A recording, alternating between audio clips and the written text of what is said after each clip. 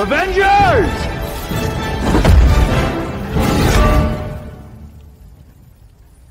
Assemble.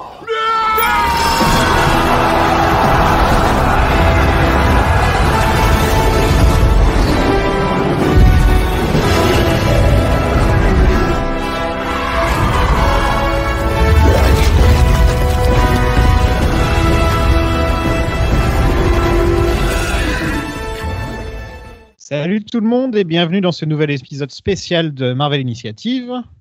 Je suis Happy Sofiane, avec moi comme toujours Iron Zoltan. Bonjour à tous. Et War Maxime. Salut tout le monde. J'ai déjà dû les faire ceux-là, mais bon. C'est des clashs. Pas sûr, hein. Je pense pas qu'il y ait des gens qui suivent à ce point pour essayer de voir si je réutilise les noms. Ouais. Mais vu qu'on a, au final, tous les trois, on n'a pas traité souvent le MCU, hein. On a traité que lors de Endgame. Hein. Et Far From Home, tous les deux, vous deux. T'étais pas là, ouais. Ouais, avec Doug et Céane, on avait fait au moins une vingtaine, hein, je pense, de films Marvel. Ouais. Mais je crois que on en a fait que Captain Marvel ensemble. Hein. Et Infinity War Endgame. Ouais. Et Far From Home. Et Far From Home, mais tous les deux, ouais. Ouais. C'est vrai qu'il n'y avait pas Zoltan pour Far From Home. Eh oui. Tu l'avais bien aimé? Oui, j'avais bien aimé Far From Home. Moi. Okay. Je sais plus si on t'avait posé la question, donc au moins c'est fait. Non, c'était l'épisode de l'été, on s'est vu 6 mois après, donc on avait un peu oublié entre-temps. Ah ouais. Bon, cette semaine, on célèbre le premier anniversaire d'Avengers Endgame, un peu comme on avait fait avec Infinity War l'année dernière. Et on en profitera aussi pour répondre aux questions des auditeurs que vous nous avez posées sur Facebook et Twitter. Donc sur le film, mais aussi sur l'avenir du MCU. Donc ça devrait être intéressant d'avoir les questions des gens. Et ça change, on l'a jamais fait. C'est la première fois qu'on fait ça dans le podcast. Ouais. Ouais, c'est sympa. Et il y a un autre anniversaire aujourd'hui. Ah. C'est l'anniversaire d'Iron Man 1, sorti il y a 12 ans. Ah ok. Donc la boucle est bouclée là. Bon, on refait tout le MCU, les gars. Putain, je serais chaud presque. Ouais, pourquoi pas. On n'avait pas du tout le même format à l'époque. Quelquefois, ça durait 30 minutes. On parlait plus ou moins du film, mais sans vraiment faire scène par scène comme on fait maintenant. Donc, il y a beaucoup de choses qu'on n'a pas dû dire, en fait, au final. Ouais, mais c'était déjà très intéressant. Franchement, je vous invite à écouter les premiers épisodes. C'était par personnage et par thématique. Et non, c'était cool aussi. Hein. Ouais, c'est ça. On faisait par personnage beaucoup. Moi, j'étais auditeur avant d'être animateur avec toi. Et moi aussi. Ouais, donc pour ça, on était fans avant tout. Ouais, moi, je suis le con qui a créé ça et qui se dirait jamais je vais faire 65 films de super-héros d'affilée. Et me voilà. Jackpot. D'ailleurs, là, on va pas pouvoir faire personnage par personnage parce qu'il y a 50 personnages dans le film. Ouais. Donc, on serait là pendant longtemps, je pense, si on devait vraiment faire personnage par personnage. Bon, on va faire tout Hollywood, quoi. Ouais. C'est le 22e film du MCU. Donc, on en a fait qu'un. On en a vu qu'un depuis. On était censé voir Black Widow, là, je crois, non? Cette semaine, le 5 mai, ouais. Cette semaine, d'accord. Tiens, on pourrait en parler de ça un peu. De Black Widow. Ça se passe quand? De Black Widow? Ah, Black Widow? Oui, Black Widow. Oui. C'est clairement une origin story, donc ça se passe avant, hein, je pense. Bah, j'ai pas l'impression que ça se passe si loin que ça, en fait. Bah, d'après les infos, ça serait après Civil War, du coup. D'accord. Voilà. Quand donc c'est pas une origin story. Bah, il va y avoir des retours dans le temps, visiblement, vu qu'on voit la Red Room et tout ça, mais sinon, je pense que ça va être surtout... elle qui renoue des liens avec sa famille, entre guillemets, quoi. On va voir Julie Delpy, peut-être. C'est dans Age of Ultron, ouais, c'est ça. Ah oui, en prof de danse. Oui. Ouais. Elle était là 2 secondes. Vraiment genre, mais c'était Julie Delpy. T'as même pas le temps de voir si c'était elle. Elle était là. Bon, qu'est-ce que vous en avez pensé d'Endgame en le revoyant, là? Vas-y, Zoltan. Moi, j'avais pas du tout envie de le revoir. Enfin, c'était vraiment un film où j'étais resté sur une très belle impression au cinéma. Voilà, l'ambiance de la salle, l'effervescence de la sortie, et j'avais peur de le revoir en me disant qu'en fait, ça allait être une grosse déception parce que le film allait être chiant et long et 3 heures et qu'en fait, c'était nul. Enfin, vraiment, je pensais que j'allais vraiment déchanté. Et en fait, non, il est vraiment bien. En fait, il se tient très bien la route. Je trouve qu'il est très bien rythmé finalement.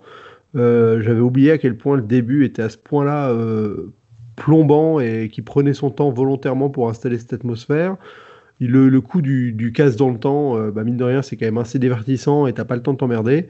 Et il faut avouer que la bataille finale, ils ont réussi à quand même très bien gérer le truc. Il y a des plans iconiques, t'as vraiment tout ce qu'il faut pour kiffer, quoi. Donc moi, franchement, à part 2 petits moments où je me suis senti un peu emmerdé, sur l'ensemble du film, j'ai été réagréablement surpris.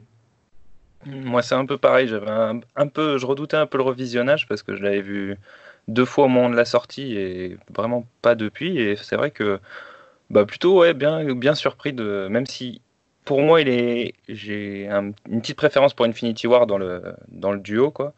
Mais non, comme tu disais, il se tient très bien la route. Et c'est vrai que cette première partie, qui est le côté Aftermath, il marche super bien, quoi.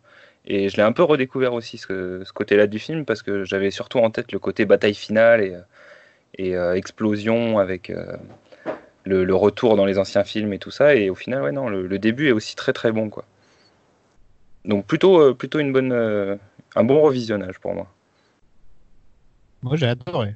J'ai vraiment, toutes les émotions qu'on m'a offert, je les ai bouffées, quoi. Et c'est vrai que je l'avais pas trop revu, je crois, depuis la sortie. Et je m'étais dit aussi, il dure longtemps. Il y a certains trucs, je suis sûr que je vais vouloir skip. Et au final, non, je l'ai regardé tranquillement, d'une traite. C'est mon préféré des deux, personnellement.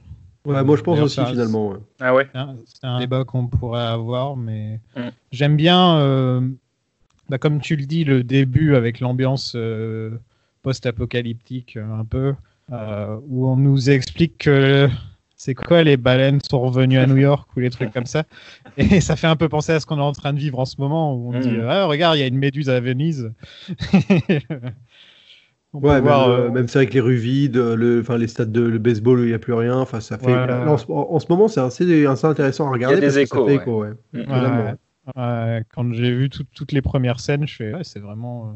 Bon, on n'a pas perdu 50% de la population, mais ça touche quoi? Ils ont dit dernièrement les chiffres, je sais plus. On est sur un chiffre très faible par rapport à ce que Thanos fait, mais je veux dire, l'état d'esprit est un peu là, quoi. Ouais, complètement. Ces rues désertes, ces gens désabusés, il y a un truc qui c'est vrai est là. Comme on est en train de le vivre en ce moment, on s'identifie vachement à ça, quoi, là, c'est clair. Et un autre truc que j'aime, c'est qu'on se focalise sur les Avengers d'origine, les originaux, et on finit vraiment leurs histoires à eux, sans trop se focaliser, sans trop parler de ce qui se passer après. Ils ont vraiment fait pour ça, pour finir, pour tourner la page. Et il n'y a pas, de scène post-crédit, il n'y a pas de truc comme ça à la fin pour te dire, le prochain film. Il n'y a pas une étincelle d'espoir, ouais. Exactement, c'est vraiment, on finit l'histoire de Tony. Bah si, ça se finit quand même sur une belle note avec Captain America qui danse, mais on finit leurs histoires. Et ça, j'aime bien dans le film, ouais. Parce que, il laisse quelques pistes. C'est avec Thor qui rejoint les gardiens, des trucs comme ça, mais en effet. Le gros Natasha qui est morte, Tony qui est mort et Captain qui a vécu sa vie, ça, c'est des belles conclusions, quoi. Captain qui ressemble à Joe Biden. Hein. Ça m'a choqué. Quand on voit le premier plan, je fais putain, il a la même tête que Joe Biden. Je suis allé regarder sur mon téléphone et oui, il a la même tête que Joe Biden. C'est Joe Biden avec un petit peu de Clint Eastwood. Tu vois. Ouais, il y a un peu de Clint. Mais de toute façon, tout vieil américain blanc ressemblerait à Clint. Je pense. Exactement. Et un truc que tu disais, Sofiane, où je suis assez d'accord, c'est le côté émotionnel. Il sert vachement de trucs et au final, moi, j'avais peur de ne pas ressentir les mêmes émotions que les premiers coups. Et au final, ça marche toujours de la même manière et ça fonctionne super bien, quoi. Puis ils font plein de callbacks, plein de références à des trucs. En fait, ouais, c'est un truc que j'aime dans ce film, c'est que j'ai l'impression de lire un gros event comic books où tu as lu toutes les histoires solo et maintenant tu vas lire le gros event où ils se réunissent tous pour se bagarrer. Et t'as des pages qui font les doubles pages là comme ça qui sont remplies de tous les personnages qui sont en train de se battre. Et il y a un moment dans le film où il y a un plan, une sorte de plan séquence d'ailleurs, c'est un plan séquence après l'arrivée de tout le monde avec les portails, etc. Ouais, où ils enchaînent les héros les uns après les autres. Ils enchaînent les héros les uns après les autres et je fais ouais voilà quoi. Voilà, c'est ça un film de comic books. C'est totalement ce que je me suis dit aussi. Je me suis vraiment dit qu'en fait, parce que c'est marrant parce que moi qui traîne beaucoup sur Twitter dans le cercle un peu cinéphile, tout ça, c'est un peu l'antichrist Marvel et Endgame. Et pour le coup, en fait, il y a quand même vraiment une vraie volonté d'iconiser ces personnages, de te faire en effet une adaptation de comic books, quoi. Enfin, je veux dire, l'arrivée de tous les Avengers quand ils se réunissent, enfin, je veux dire, quand il y a les portails qui s'ouvrent et tout, c'est le temps, il est dilaté de manière totalement artificielle. Enfin, je veux dire, il y a Thanos qui est devant avec son armée, il fait venir son armée, et là, d'un coup, eux, ils font venir leurs alliés, ça prend une plombe, enfin, tu vois. Mais c'est justement des cases, vraiment, t'as vraiment les cases une par une qui s'enquillent, où t'as le groupe du Wakanda, les sorciers, machin, et pour avoir finalement la double page finale avec tout le monde, quoi. Et ça revient plusieurs fois. C'est comme la séquence avec toutes les femmes hein, qui a été beaucoup décriée aussi parce que opportuniste ou je sais pas quoi. Mais en fait, c'est vrai que ça fait une belle case. Quoi. Nous, on avait gueulé. moi ça m'avait pas dérangé. C'était plus sur le côté grossier que sur le symbole, quoi. Ouais, c'était le cynisme, le cynisme un peu Disney qu'il y a souvent dans les films. Et en fait, c'est le problème, c'est que c'est des personnages, elles se sont jamais parlé entre elles, pas une seule fois. Genre, c'est très rare d'ailleurs qu'il y ait deux personnages féminins dans le même film, à part dans Black Panther et dans peut-être, je sais pas, j'en oublie peut-être, Captain Marvel bien sûr. Mais et donc je trouvais un peu genre ça y est, vous l'avez votre image de filles ensemble, alors qu'elles ont jamais eu de scène ensemble de tous les films. Et je trouve ça triste en fait. Mais même malgré ça, je trouve que la scène, elle fonctionne quand même et il y a de l'épique, il y a un truc qui marche bien quand même. Ouais, je trouve que là, en fait, une fois que tu le revois, que tu es un peu éloigné de cette espèce on va dire de coups d'effet qu'ils ont fait sur le moment pour avoir le bon gif à remettre sur internet pour que ça soit partagé, je trouve que la scène fonctionne en fait parce qu'il y a vraiment ce côté iconique qui est mis en avant quoi, et ça fait une belle double page de comics mise en image. Ouais. Ouais, c'est comme par exemple on a eu la même chose avec c'est dans Age of Ultron où ils étaient tous au ralenti en train de se battre, je sais pas si vous vous en souvenez. Au début du film, ouais. Non, pas au début. Ouais, il y a cette scène-là au début du film, mais je parle de la scène finale où ils se battent. Ouais, le plan circulaire, où ils se battent contre les robots. Ouais. Et dans le premier Avengers, il y a bien sûr le plan où ils sont. D'ailleurs, le revoient dans le film. Ils le reprennent dans celui-là. Mais c'est un film qui est hyper généreux avec les fans du MCU en plus, donc c'est vrai que c'est hyper gratifiant. Ouais, mais même avec de la distance, pour le coup, moi j'ai totalement coupé le contact avec le MCU depuis Endgame justement. Enfin, j'ai vu Far From Home, mais c'est pas un univers dans lequel je me suis replongé. Enfin, tu vois, j'ai un peu laissé le truc de côté, quoi. Et même en n'ayant pas été investi là dans mon revisionnage, je trouve que le film continue quand même de fonctionner, quoi. Donc ça m'a vraiment surpris parce que je m'attendais à m'emmerder et justement à être totalement détaché des enjeux des personnages. Et finalement, faut avouer qu'en fait, c'est pas un des films qui a le mieux marché de tous les temps pour rien, quoi. C'est que c'est quand même l'aboutissement d'un truc qui fonctionne et un film qui fonctionne. Donc voilà. C'est le film qui a le plus marché de tous les temps. Oui. Si on prend pas en compte l'inflation, ouais, c'est clair. Il avait un budget de 350 millions, mais il paraît que ça se rapproche plus des 900 millions en fait le budget. Mais il me semble que le budget en fait a été alloué pour les deux films, pour Infinity War Endgame, et ensuite divisé plus ou moins pour la production des deux. Mais je crois qu'il y avait une enveloppe d'1 milliard à peu près pour les deux, quoi. Ouais, c'est ça, 900 millions à peu près. Ouais, voilà. 2 milliards 800 millions au box-office. Donc premier de tous les temps, juste devant Avatar et Titanic, mais ils se battent les trois entre eux. Il faut savoir un truc quand même, parce que là en faisant mes recherches, j'ai vu qu'il y avait 9 des 25 films qui sont les plus gros succès au box-office. Et ben il y a 9 sur 25 qui sont des films Marvel. Ah ouais, sur 22 films, ça fait mal. C'est inédit ce qu'ils ont fait dans l'histoire du cinéma. Enfin, en tant que studio, ce qu'ils ont créé en si peu de temps, c'est hallucinant. De toute façon. Non, donc c'est aussi pour ça que je peux comprendre les gens qui sont réticents. C'est normal. Ah bah c'est l'hégémonie, c'est ce qu'on appelle. Ça vampirise tout. Voilà, c'est comme ne pas aimer McDo, c'est comme ne pas aimer Disney. Bah voilà, ça rentre dans la même catégorie, tu vois. Oui, bien sûr. Ne pas aimer Nike. Enfin, t'as toujours des. Et je trouve que je peux comprendre les gens. Ouais, mais en fait, je trouve qu'il y a un amalgame souvent qui est fait entre justement le rapport à McDo, ce côté justement grosse machine, hégémonie culturelle, tout ça, et qualité médiocre. Pour moi, c'est deux choses qui sont malheureusement pas forcément corrélées en fait.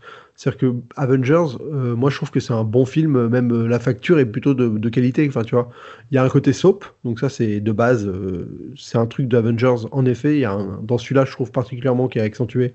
Il y a un petit côté soap avec. C'est une série télé, hein. Voilà, Bah oui.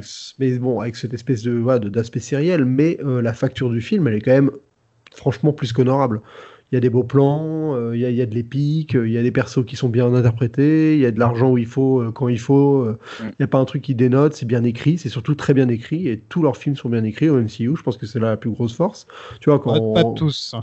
Il y a quelques loupés, mais de manière générale, c'est vrai que ça tient bien la route quand même. Ouais, je veux Ouais, dire, c'est sur les 22, je pense que tu en as 17 qui valent plus, qui sont C'est ça. bien mieux écrits que par exemple Daredevil qu'on a vu récemment, ou tu vois, enfin, t'as peu de films qui tombent vraiment dans le côté genre c'est n'importe quoi, comme par exemple DC Extended Universe qu'on fera bientôt, ou des films indépendants dont on parlera dans les semaines qui viennent, quoi. Ouais, bah, c'est Kevin Feige, hein. Bah, c'est ça, ouais. Voilà, quoi. C'est un mec qui, toute sa vie, il a aimé les comics, il a fait que ça, et il voulait faire que ça. Et maintenant, il fait joujou avec il joue avec ses jouets, le mec, hein. C'est ça, en fait. Bah, Je bien me sûr. demande s'il écrit pas ses scénars, parce que bon, c'est pas lui qui écrit les scénars, mais c'est lui qui gère. C'est comme. C'est comme le créateur d'une série, voilà. C'est pas Ah, lui c'est un qui écrit tous showrunner, les c'est épisodes. totalement Voilà, un showrunner. showrunner. Et ouais, tu te dis maintenant, ça m'étonnerait pas qu'il ait une table où il met tous les personnages dessus. Et c'est comme ça qu'il fait ses trucs, quoi. Bah, comme Mais ça Zola, marche. quand il écrivait comment ça s'appelle Rougon-Macquart. les Robin Macquart, ouais, il avait une carte de Paris où il mettait les persos en fonction d'où ils sont dans l'histoire pour pas se perdre et tout. Et je pense qu'il fait pareil en effet. Mais pour le coup, ce que je trouve assez intéressant aussi dans le MCU, c'est par exemple tu compares avec X-Men, pareil, t'as une cohérence qui se crée. Enfin tu vois, là on a fait les X-Men nous, dans le podcast, et c'est vrai que X-Men ça part dans tous les sens. Il y a un moment où tu comprends même plus ce que ça raconte. Enfin, MCU ça a jamais été ça, quoi. Et tu vois, ils se permettent de faire des trucs comme le marteau de Captain America, enfin de Thor, qui est un truc qui a été teasé de manière très fine dans un film il y a 8 ans, et qu'ils arrivent à payer maintenant, quoi. Enfin, tu vois, c'est quand même de se dire, le mec a eu une espèce de vision quand même long terme assez rare dans la construction d'un univers au cinéma hollywoodien, quoi. Et c'est aussi parce que Kevin Feige connaît super bien les comics, hein. Il faut pas le mettre de côté, ça. Faut savoir un truc quand même, c'est que c'est le plus gros démarrage de tous les temps. Bon, ça c'est pas vraiment une surprise, mais ça a fait presque le double du démarrage d'Infinity War. Ah ouais. Donc faut te dire la hype que en fait la fin d'Infinity War a tellement monté le truc que tout le monde est allé le voir en fait le film. Mais c'est Ça vrai que finit cette sur un fin, cliffhanger et c'est très rare pour le MCU de finir sur un cliffhanger comme ça. Et c'est vraiment là, tu vois que la hype, le trailer ça a été le plus vu 280 millions de fois en 24 heures. Et donc ouais, toute l'Amérique, quoi. là, voilà, en gros, t'as vraiment le monde entier qui voulait aller le voir, à part peut-être la Chine, parce que souvent ils s'en foutent. Mais je sais pas, tiens, si ça a marché en Chine d'ailleurs, j'ai pas regardé.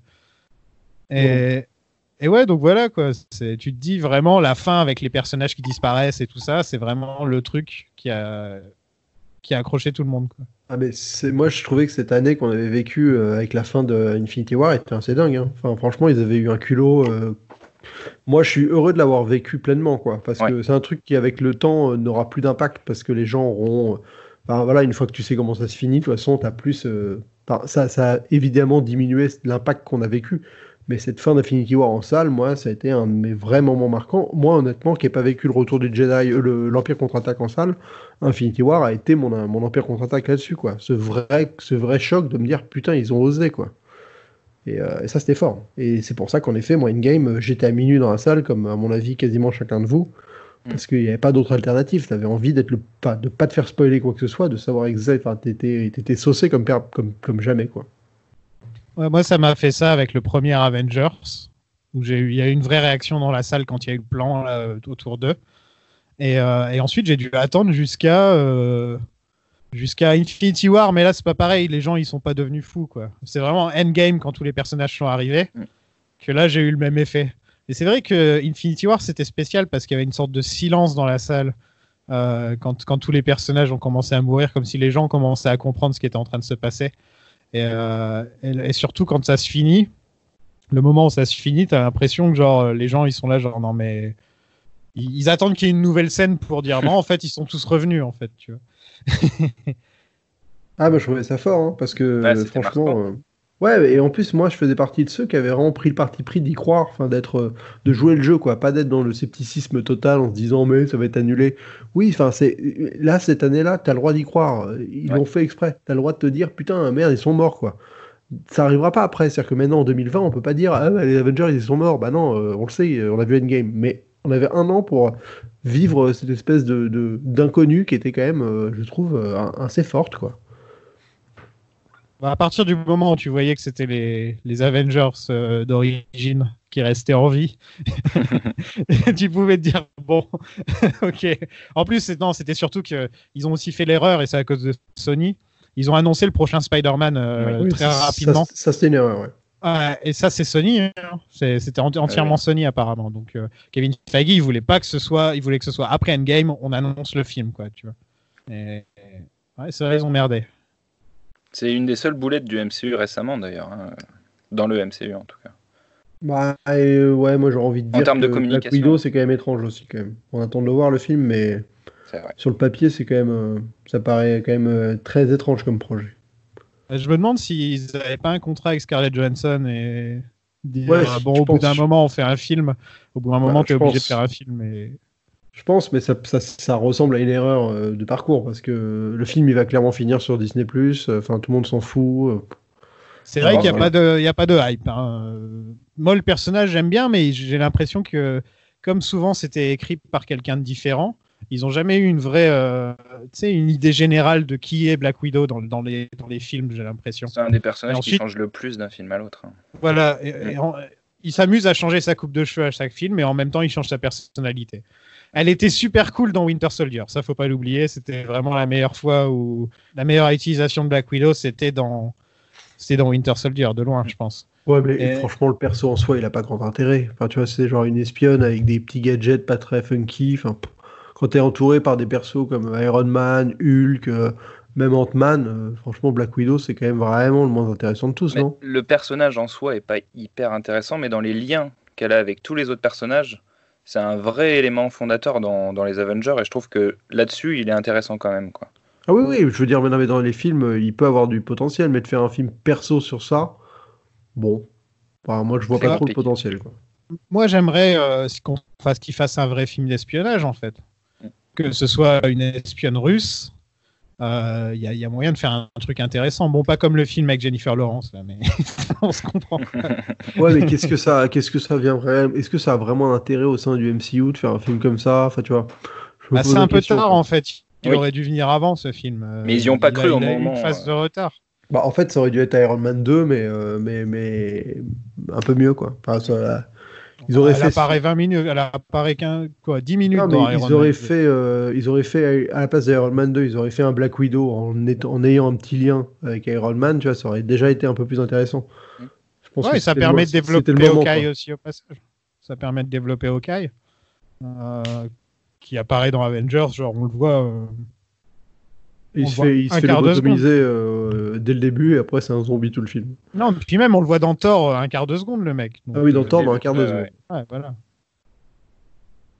Les frères Russo, ils avaient une idée dans laquelle Thanos de 2014, il tue tous les Avengers, il décapite Cap et il ramène sa tête au Cap du présent. Bien hardcore ça pour Disney quand même. Ils ont refusé, bien sûr. Disney a refusé. Ouais, mais j'étais quand même surpris de. C'est dans ce film-là où il y a un moment, il y a quelqu'un qui se fait égorger, et c'était un peu gore, hein. Oui, bah c'est Hawkeye, hein, qui égorge le japonais, là. Mm. J'avais oublié que c'était un peu gore comme ça, quand même. J'aime bien quand tu rajoutes des S au nom des gens. Ouais, Hawkeye, ouais. Mais tu fais ça à chaque fois, ça me fait rire. Bah non, mais il en a deux, hein, des yeux, alors moi. Bah, on dit pas l'œil des tigres ou les yeux des tigres. Grosse inspiration pour le film, d'après Kevin Feige, c'était Star Trek La Nouvelle Génération. Donc, est-ce que vous avez regardé Star Trek? Il y en a un de vous deux qui est Trekkie ou Pas du tout. pas du tout? Non. Pas du tout non plus. On est bien français, hein, on s'en fout de Star Trek, quoi. C'est vraiment. Je crois que ça a jamais vraiment marché en France, Star Trek. Bah, fallait avoir Canal Jimmy, quoi. Mais franchement, ouais, non, enfin, à ce qui paraît, c'est génial, hein, mais C'est quand même, c'est un délire dans lequel rentrer, quoi. Ouais, il y a beaucoup d'épisodes aussi. C'est ça. Hein. Il y a combien de séries? Une dizaine de séries. Plus tous les films. Ouais. Korg, notre ami Korg. On n'en a jamais trop parlé ensemble de Korg. Vous l'aimez bien? Bien sûr. Ouais, bah là, il est un peu sous-exploité, mais écoute, il fait la blague le temps qu'il faut, quoi. Il se bagarre à la fin aussi. On le voit dans la bagarre. Ah, je l'ai même pas vu, moi. Il porte la même chemise hawaïenne que Taika Waititi. Ouais. Je voulais juste le dire. Mm. Il y a une scène coupée avec Rocket qui se moque de Cap parce qu'ils n'ont pas détruit le vaisseau mère directement pendant Avengers. Alors pour dire, ouais, si tu tues le vaisseau mère, tous les méchants, ils tombent. Et donc ils se foutent de leur gueule à cause de ça. Et ça a été coupé, hélas. Jamais bien. Mais je sais pas si vous vous souvenez, mais après la sortie du film, il y a eu toute une période d'émulsion parce qu'ils rajoutaient des scènes, ils voulaient refaire une sortie avec des scènes supplémentaires. Ils l'ont fait, hein, d'ailleurs. Ouais. Bah, aux États-Unis seulement, je crois. Et Non, en quelques France pays aussi. Hein. Il y avait quoi comme scène? Il y a la scène avec Hulk, mais avec un CGI mais dégueulasse. Ouais. En fait, t'avais les Russo qui intervenaient à la fin du film, je crois, qui disaient genre bah voici des scènes en plus, genre merci d'avoir été voir le film aussi en aussi grand nombre et tout. Et voici quelques scènes. Et t'avais la scène de Hulk, qui était une scène où Hulk pétait un câble avec la police ou un truc comme ça, ou aidait la police. Ouais. Mais avec des CGI mais honteux. Hein. Enfin, c'était vraiment une scène pas du tout terminée, quoi. Et il y avait aussi un hommage à Stan Lee, il me semble. Oui, un hommage à Stan Lee, en effet, ouais. Oui. Ils en ont fait un dans Captain Marvel aussi, hommage à Stan Lee. Ouais. Bah, ils ont fait le générique avec que du Stan Lee, hein, c'est ça, dans Captain Marvel. Mais en effet, il y avait un petit hommage à Stan Lee, mais j'avais juste vu les versions filmées par des téléphones dans les salles sur YouTube, pour le coup, de ces scènes-là, donc je serais pas apte à dire que l'expérience salle était comment elle était, mais bon, là, en tout cas, à l'époque, j'avais pas du tout envie de retourner en salle voir le film, moi, donc... Surtout pour ça, quoi. Ouais. Oui, ça, en fait, c'était un peu aussi l'espèce de magouille pour dépasser Avatar. C'est Disney, ça. Ouais, faire une ressortie avec 6 minutes en plus pour essayer de justifier le fait de faire revenir les gens en salle. Et il me semble même qu'il y avait une scène de Spider-Man Far From Home. La toute première scène en Espagne, là, Oui, avec t'as raison. Nick Fury. Il y avait celle-là, exactement. Ouais. On voyait les Elemental espagnols. Enfin, mexicains. Hein? Non, l'élémental de terre. Il y a des élémentales mexicains. C'est quoi? Il a un chapeau, il a un sombrero. Mais non, mais le début de Far From Home, c'est au Mexique. C'est dans un petit village mexicain. Ah, ok, d'accord. Non, parce qu'il disait qu'il était en Espagne aussi, alors qu'il est Il me semblait que c'était en Espagne. Il est en Italie dans le film. Oui, le film. C'est en Espagne le début, je pensais que c'était au Mexique. Mais t'as il raison, me semble que c'est en Europe. Espagne. Ouais. Mais... Non, ça doit être en Europe, en effet. Ouais. Bon, c'était le dernier caméo de Stan Lee. Eh oui. Non, il y en a un dans Captain Marvel où il lit Molrat. Ah, c'est avant Captain Marvel. Captain Marvel. Ouais. Et dans Far From Home, il n'y en a pas? Non, je pense qu'on doit avoir sa photo quelque part. Robert Downey Jr. a dépassé Hugh Jackman avec 10 apparitions. Parce que Hugh Jackman, c'était le mec qui avait fait le plus d'apparitions avec le même personnage. Hugh Jackman, il a tenu plus longtemps, par contre. Hugh Jackman, il a fait 9 apparitions ou 10 en 17 ans. Ah, c'est ça, il a fait 17 ans. Robert Downey Jr., il a fait 12 ans ou 11 ans. 11 ans. Ouais, 11 ans, ouais. Nathalie Portman a sa place dans le générique de fin avec sa photo, etc. Placée avec des acteurs qui font bien plus dans le film, alors qu'elle a juste prêté sa voix pour dire genre un truc genre Thor, tu veux pas fermer la porte? Ouais, c'est très bizarre. Moi, je pensais qu'ils étaient en froid, hein, parce que quand tu revois cette séquence, tu sens que c'est un vieux plan de Thor 2 qu'ils ont récupéré, que le plan avec Rocket, c'est pas elle. Enfin, c'est un peu étrange. Et après, t'apprends qu'en fait, elle va reprendre le rôle de Thor. Tu fais ah, ok, d'accord. Elle était à l'avant-première de Endgame. Et c'est là que tout le monde a commencé à dire tiens, en fait, ils sont pas en froid, en fait. C'est vrai sinon, elle serait pas là. On le croyait, ouais. On croyait qu'ils étaient en froid. Kevin Feige a dû lui présenter un truc bien sympa pour son avenir. Elle a dû bien apprécier et ça a dû arrondir les angles. Hein. Ah, il lui a montré un marteau, il lui a filé le marteau et il a dit vas-y, amuse-toi. Enfin, on vient de voir, on te dit tu veux être Thor. Tu fais bah ouais. Ouais. Brie Larson a tourné ses scènes juste avant Captain Marvel. Et elle venait à peine de mettre le costume quand elle s'est retrouvée à faire la plupart de ses scènes dans le film.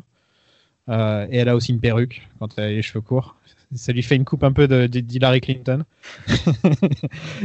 et Et donc je l'avais un peu critiqué. Je l'avais pas critiqué dans Captain Marvel. J'avais bien aimé ce qu'elle faisait dans Captain Marvel.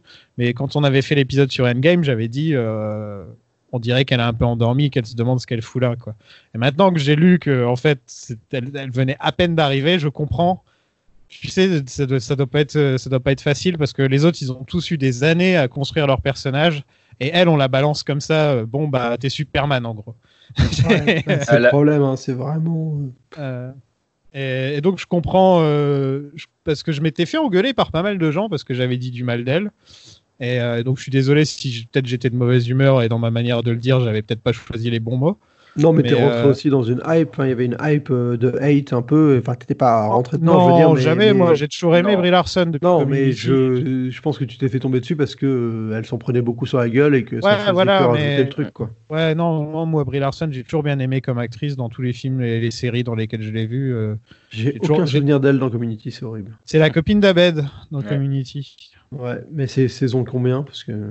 Elle apparaît saison 3, un truc comme ça. Donc je l'ai vraiment vu en plus. J'ai aucun souvenir. Je crois c'est soit saison 3, soit peut-être pas la 4 parce que la 4 c'était de la merde. Mais elle apparaît pas dans beaucoup d'épisodes, mais Abed il continue à dire qu'il a une copine et qu'il la voit, quoi. Regardez Community. Pas dans le film, mais il y a quelques acteurs et Community. Il y a Chang et Rita. Non, pas Rita. Il n'y a pas de Rita. Non, dans Community, si, il y a une Rita. Mais non, il y a une Brita. Brita, pardon. C'est un nom de cafetière, ça me perturbe. Non, il y a... comment elle s'appelle? Shirley, exact. Shirley et Chang. C'est Yvette Nicole Brown ou un truc comme ça, son nom, mais j'avais plus le nom de son personnage du tout, alors que... Voilà, quoi. Vous voulez qu'on parle de Community et de la fois où j'ai rencontré Dan Harmon? Dan Harmon, j'arrive pas, selon tes tweets, j'arrive pas à savoir si tu l'aimes bien ou si tu le détestes, mais que malheureusement tu es obligé d'avouer qu'il te fait rire. Tu sais, tu pourrais dire ça de tous les sujets sur lesquels je parle, en fait. Bah oui, mais je sais pas s'il aime ou pas. Non, Matrix, je pense que t'aimes, par exemple, tu vois. Ça, j'ai pas trop de... Ouais, mais parle-moi de Matrix Reloaded et de Matrix Revolutions, et là, tu vas voir que c'est un peu plus compliqué. Voilà. C'est comme Marvel, hein. Il y a des moments où je suis sûr que tu écoutes le podcast, je dois passer du mec qui dit Marvel c'est trop bien au mec qui dit c'est un fast-food, ils veulent nous prendre notre âme. Attends, ils ont pris ta voix pendant 65 épisodes, donc c'est pas mal. Au final, j'ai pas fait tant que ça de films Marvel. Oh bah une bonne quarantaine. MCU, je vais dire. Ah bah, t'en as fait autant que de films. Voilà. Plus quelques bonus, genre l'épisode qu'on fait maintenant. Donc t'es bien à 25. Ouais. 2 épisodes bonus. Ouais. Ils ont filmé ça en 200 jours, quand même. Ah, c'est beaucoup, mais il y avait à faire. Hein. Du boulot, ouais. Et ils l'ont filmé juste après Infinity War, donc back-to-back, un peu comme Retour vers le futur 2 et 3. Et comme Matrix Reloaded et Matrix Revolutions. Et Les Seigneurs des Anneaux. C'est ce que j'allais dire. Ouais, et Harry Potter aussi, je pense, les 2 derniers, si je ne me trompe pas. Les 2 derniers, oui. Exact. Ouais. C'est un truc qui devient de plus en plus, j'ai l'impression, pour les gros blockbusters, de dire bon, allez, vas-y, on les fait d'affilée, on s'en fout. Quand tu vois la hype que ça a créé, ils ont eu raison. Enfin, je veux dire, l'attente, c'est là-dessus que ça se joue. Hein. Tu arrives à avoir la fenêtre de tir de 1 an, blâme. Regardez ce que prépare James Cameron avec les Avatars, c'est impressionnant aussi, quoi. Il en prépare 5 d'un coup, quoi. Ouais. Il va se ramasser. Ça va c'est être James horrible. Cameron, donc on sait jamais avec lui. Oui, mais il y a un moment où la sénilité gagne. Hein. Enfin, je veux dire, je pense qu'il y a un moment où tu deviens has-been. Hein, et malheureusement, James, moi je prie pour que ce soit génial, mais je commence à vraiment flipper. Hein. Et puis Avatar, entre nous, c'était beaucoup de la curiosité qui nous a poussé à aller voir. Ça, c'est pas l'univers. Enfin, moi, j'ai fait une vidéo sur James Cameron. Le nombre de gens qui m'ont dit qu'Avatar, ils aimaient pas parce que c'était une histoire de merde pas intéressante. C'est les militaires. Enfin, non, mais tout. C'est Pocahontas, quoi. Mais américain, ouais. Mais là, c'est vraiment. T'as l'impression de regarder un cartoon par moment dans la manière dont ils parlent, les personnages et tout. Ouais, moi, j'adore ça, mais je peux comprendre qu'on n'adhère pas. Et je me dis, putain, d'envisager qu'Avatar devienne la grosse licence des années 2020, je suis quand même sceptique. Hein. Mais il a l'air d'y croire, en tout cas. Donc, Infinity War ou Endgame? Avec le recul, moi je serais plus team Endgame, parce que je trouve que Infinity War, c'est vraiment un film qui est divertissant, parce qu'il y a de l'action à gogo, et que Il y a des séquences vraiment on va dire de super-héroïsme qui en mettent plein la tronche et qui font plaisir. Mais je trouve que le rythme d'Endgame est un peu plus audacieux et finalement je m'ennuie moins parce que c'est plus varié dans ce que ça présente. Et vu que mine de rien j'aime les persos, bah je dois avouer que le parcours de Endgame me plaît quoi. Moi, je les ai regardés d'affilée. J'étais chaud. Je me suis fait les 2 d'affilée. Mais c'est une bonne idée en vrai. Et ça passe bien, ouais. Ça passe très bien. Mais tu sens vraiment une différence de ton entre les deux. En fait, le ton de la dernière scène suit bien le début du film d'après, quoi. J'ai l'impression que Infinity War, c'est plus d'humour, plus viens, on met des personnages ensemble qu'on n'a jamais mis ensemble. Alors que Endgame, là, c'est vraiment... Là, c'est serious business. Ouais, on va dans le drama, quoi. Ouais. Voilà. Et ça marche. Parce que quand ils vont dans le drama, dans le MCU, c'est rare, en fait. Parce qu'ils font beaucoup de... Il y en a de la blague, hein, là, bien sûr, forcément. Bah, et d'ailleurs, ça dénote un peu. Hein. Franchement, c'est tout le truc que je reproche c'est Ant-Man dans le film qui est un peu insupportable, quoi. Ah ouais. Ouais. Ant-Man, il t'énerve. Bah, il y a un moment où, tu vois, quand il fait des vannes, ou par exemple Hulk, enfin moi, genre, toutes les vannes qu'ils font quand ils essayent les tests de voyage dans le temps avec Ant-Man qui devient vieux, machin, enfant, là, c'est la partie du film qui m'a saoulé, quoi. Je me dis là... Hulk me choque plus que Ant-Man, tu vois. Ouais, bah c'est le binôme, hein, c'est les deux rigolos. Ant-Man, bon, c'est juste que le personnage est un peu agaçant, enfin, moi je trouve. Là je trouve il arrive pas à avoir sa magie, mais Hulk, il est un peu problématique par moment, quoi. Faire des vannes tout le temps et tout. Moi, je trouve qu'il y a des blagues de Hulk, il y en a 2, 3, ouais, dans le film. Ouais, mais pour moi, elles arrivent pas au bon moment. Tu vois, quand ils viennent de faire l'expérimentation avec les voyages dans le temps et qu'il est là en disant, bah alors, on peut considérer que c'est un succès, non? Tu vois, alors que juste avant, tu te tapes 20 minutes où on t'explique que le monde, c'est la grosse déprime et que les personnages sont tous brisés. Enfin, tu sais, c'était pas le mood que j'avais envie qu'ils essaient de créer à ce moment-là, quoi. En fait, tu le vois dès sa première scène, en professeur Hulk, que tu vois que maintenant c'est genre comme s'il a la zen attitude, il a découvert la méditation transcendantale ou un truc comme ça, et il te parle que de ça. Tu vois, en fait, je le vois comme ça Hulk maintenant. C'est le mec, ouais, tu devrais essayer la méditation, mec. Allez, viens. Ouais, fais du yoga avec Gwyneth Paltrow dans ton fort intérieur. Voilà, il a jamais de problème. Le monde a beau être en feu, il est là genre ouais, t'inquiète, pas de problème, mec. Et c'est comme ça que je le vois en fait dans ce film. Hulk. Oui, t'as pas tort. Voilà. J'ai pas tort, mais j'ai Loki. Pardon. Je te laisserai rebondir là-dessus. C'est lequel votre personnage préféré des 3 phases? Ah, moi, Captain. Hein. Cap?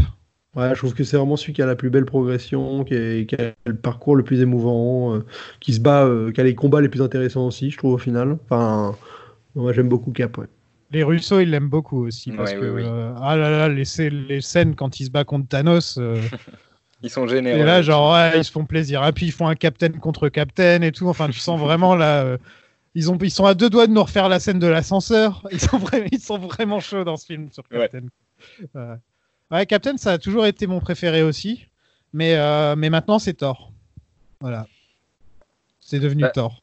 J'hésitais entre Thor et Captain. Moi, j'avoue que Captain, il y a vraiment un truc avec ce perso qui au final est plutôt pas trop aimé de manière générale, alors que avec le MCU, ils en ont fait un super truc. Et Thor, l'évolution qu'il a est excellente aussi, quoi. Ouais, Thor, qui passe voilà d'un dieu littéral, quoi, à un mec qui souffre de dépression et juste un mec comme tout le monde, quoi. Qui a perdu presque tout dans sa vie et au bout d'un moment, ça le rattrape alors qu'il a toujours tout fait pour ne pas en parler. Il a tout gardé en dedans et au final, ça le rattrape. Et il se rend compte qu'il est encore, il peut encore être Thor, peu importe ce qu'il est devenu, peu importe ce que la dépression a fait de lui. Dans le fond, il est encore Thor. Et j'ai hâte de voir ce qu'ils vont faire avec lui. Et lui, ça me dérangerait pas qu'il reste jusqu'à... Tant que Chris Hemsworth y ressemble à ça. C'est vraiment... ça me ferait plaisir. Après, oui, on dit Cap, le pauvre, un peu comme Superman, c'est le genre de personnage où les gens, ils le comprennent pas trop. Ouais. Ils s'arrêtent vraiment au nom Captain America. Et ils se disent ouais, ce mec, c'est patriote, c'est tous les mauvais signes de l'Amérique, le militaire, etc. Et au final, il nous prouve que c'est Captain America, c'est ce que l'Amérique devrait être. Ouais. C'est pas ce que l'Amérique est, en fait. Et ouais, donc c'est vrai que ça se joue beaucoup entre ces deux personnages. Par contre, on n'a pas cité Iron Man quand même.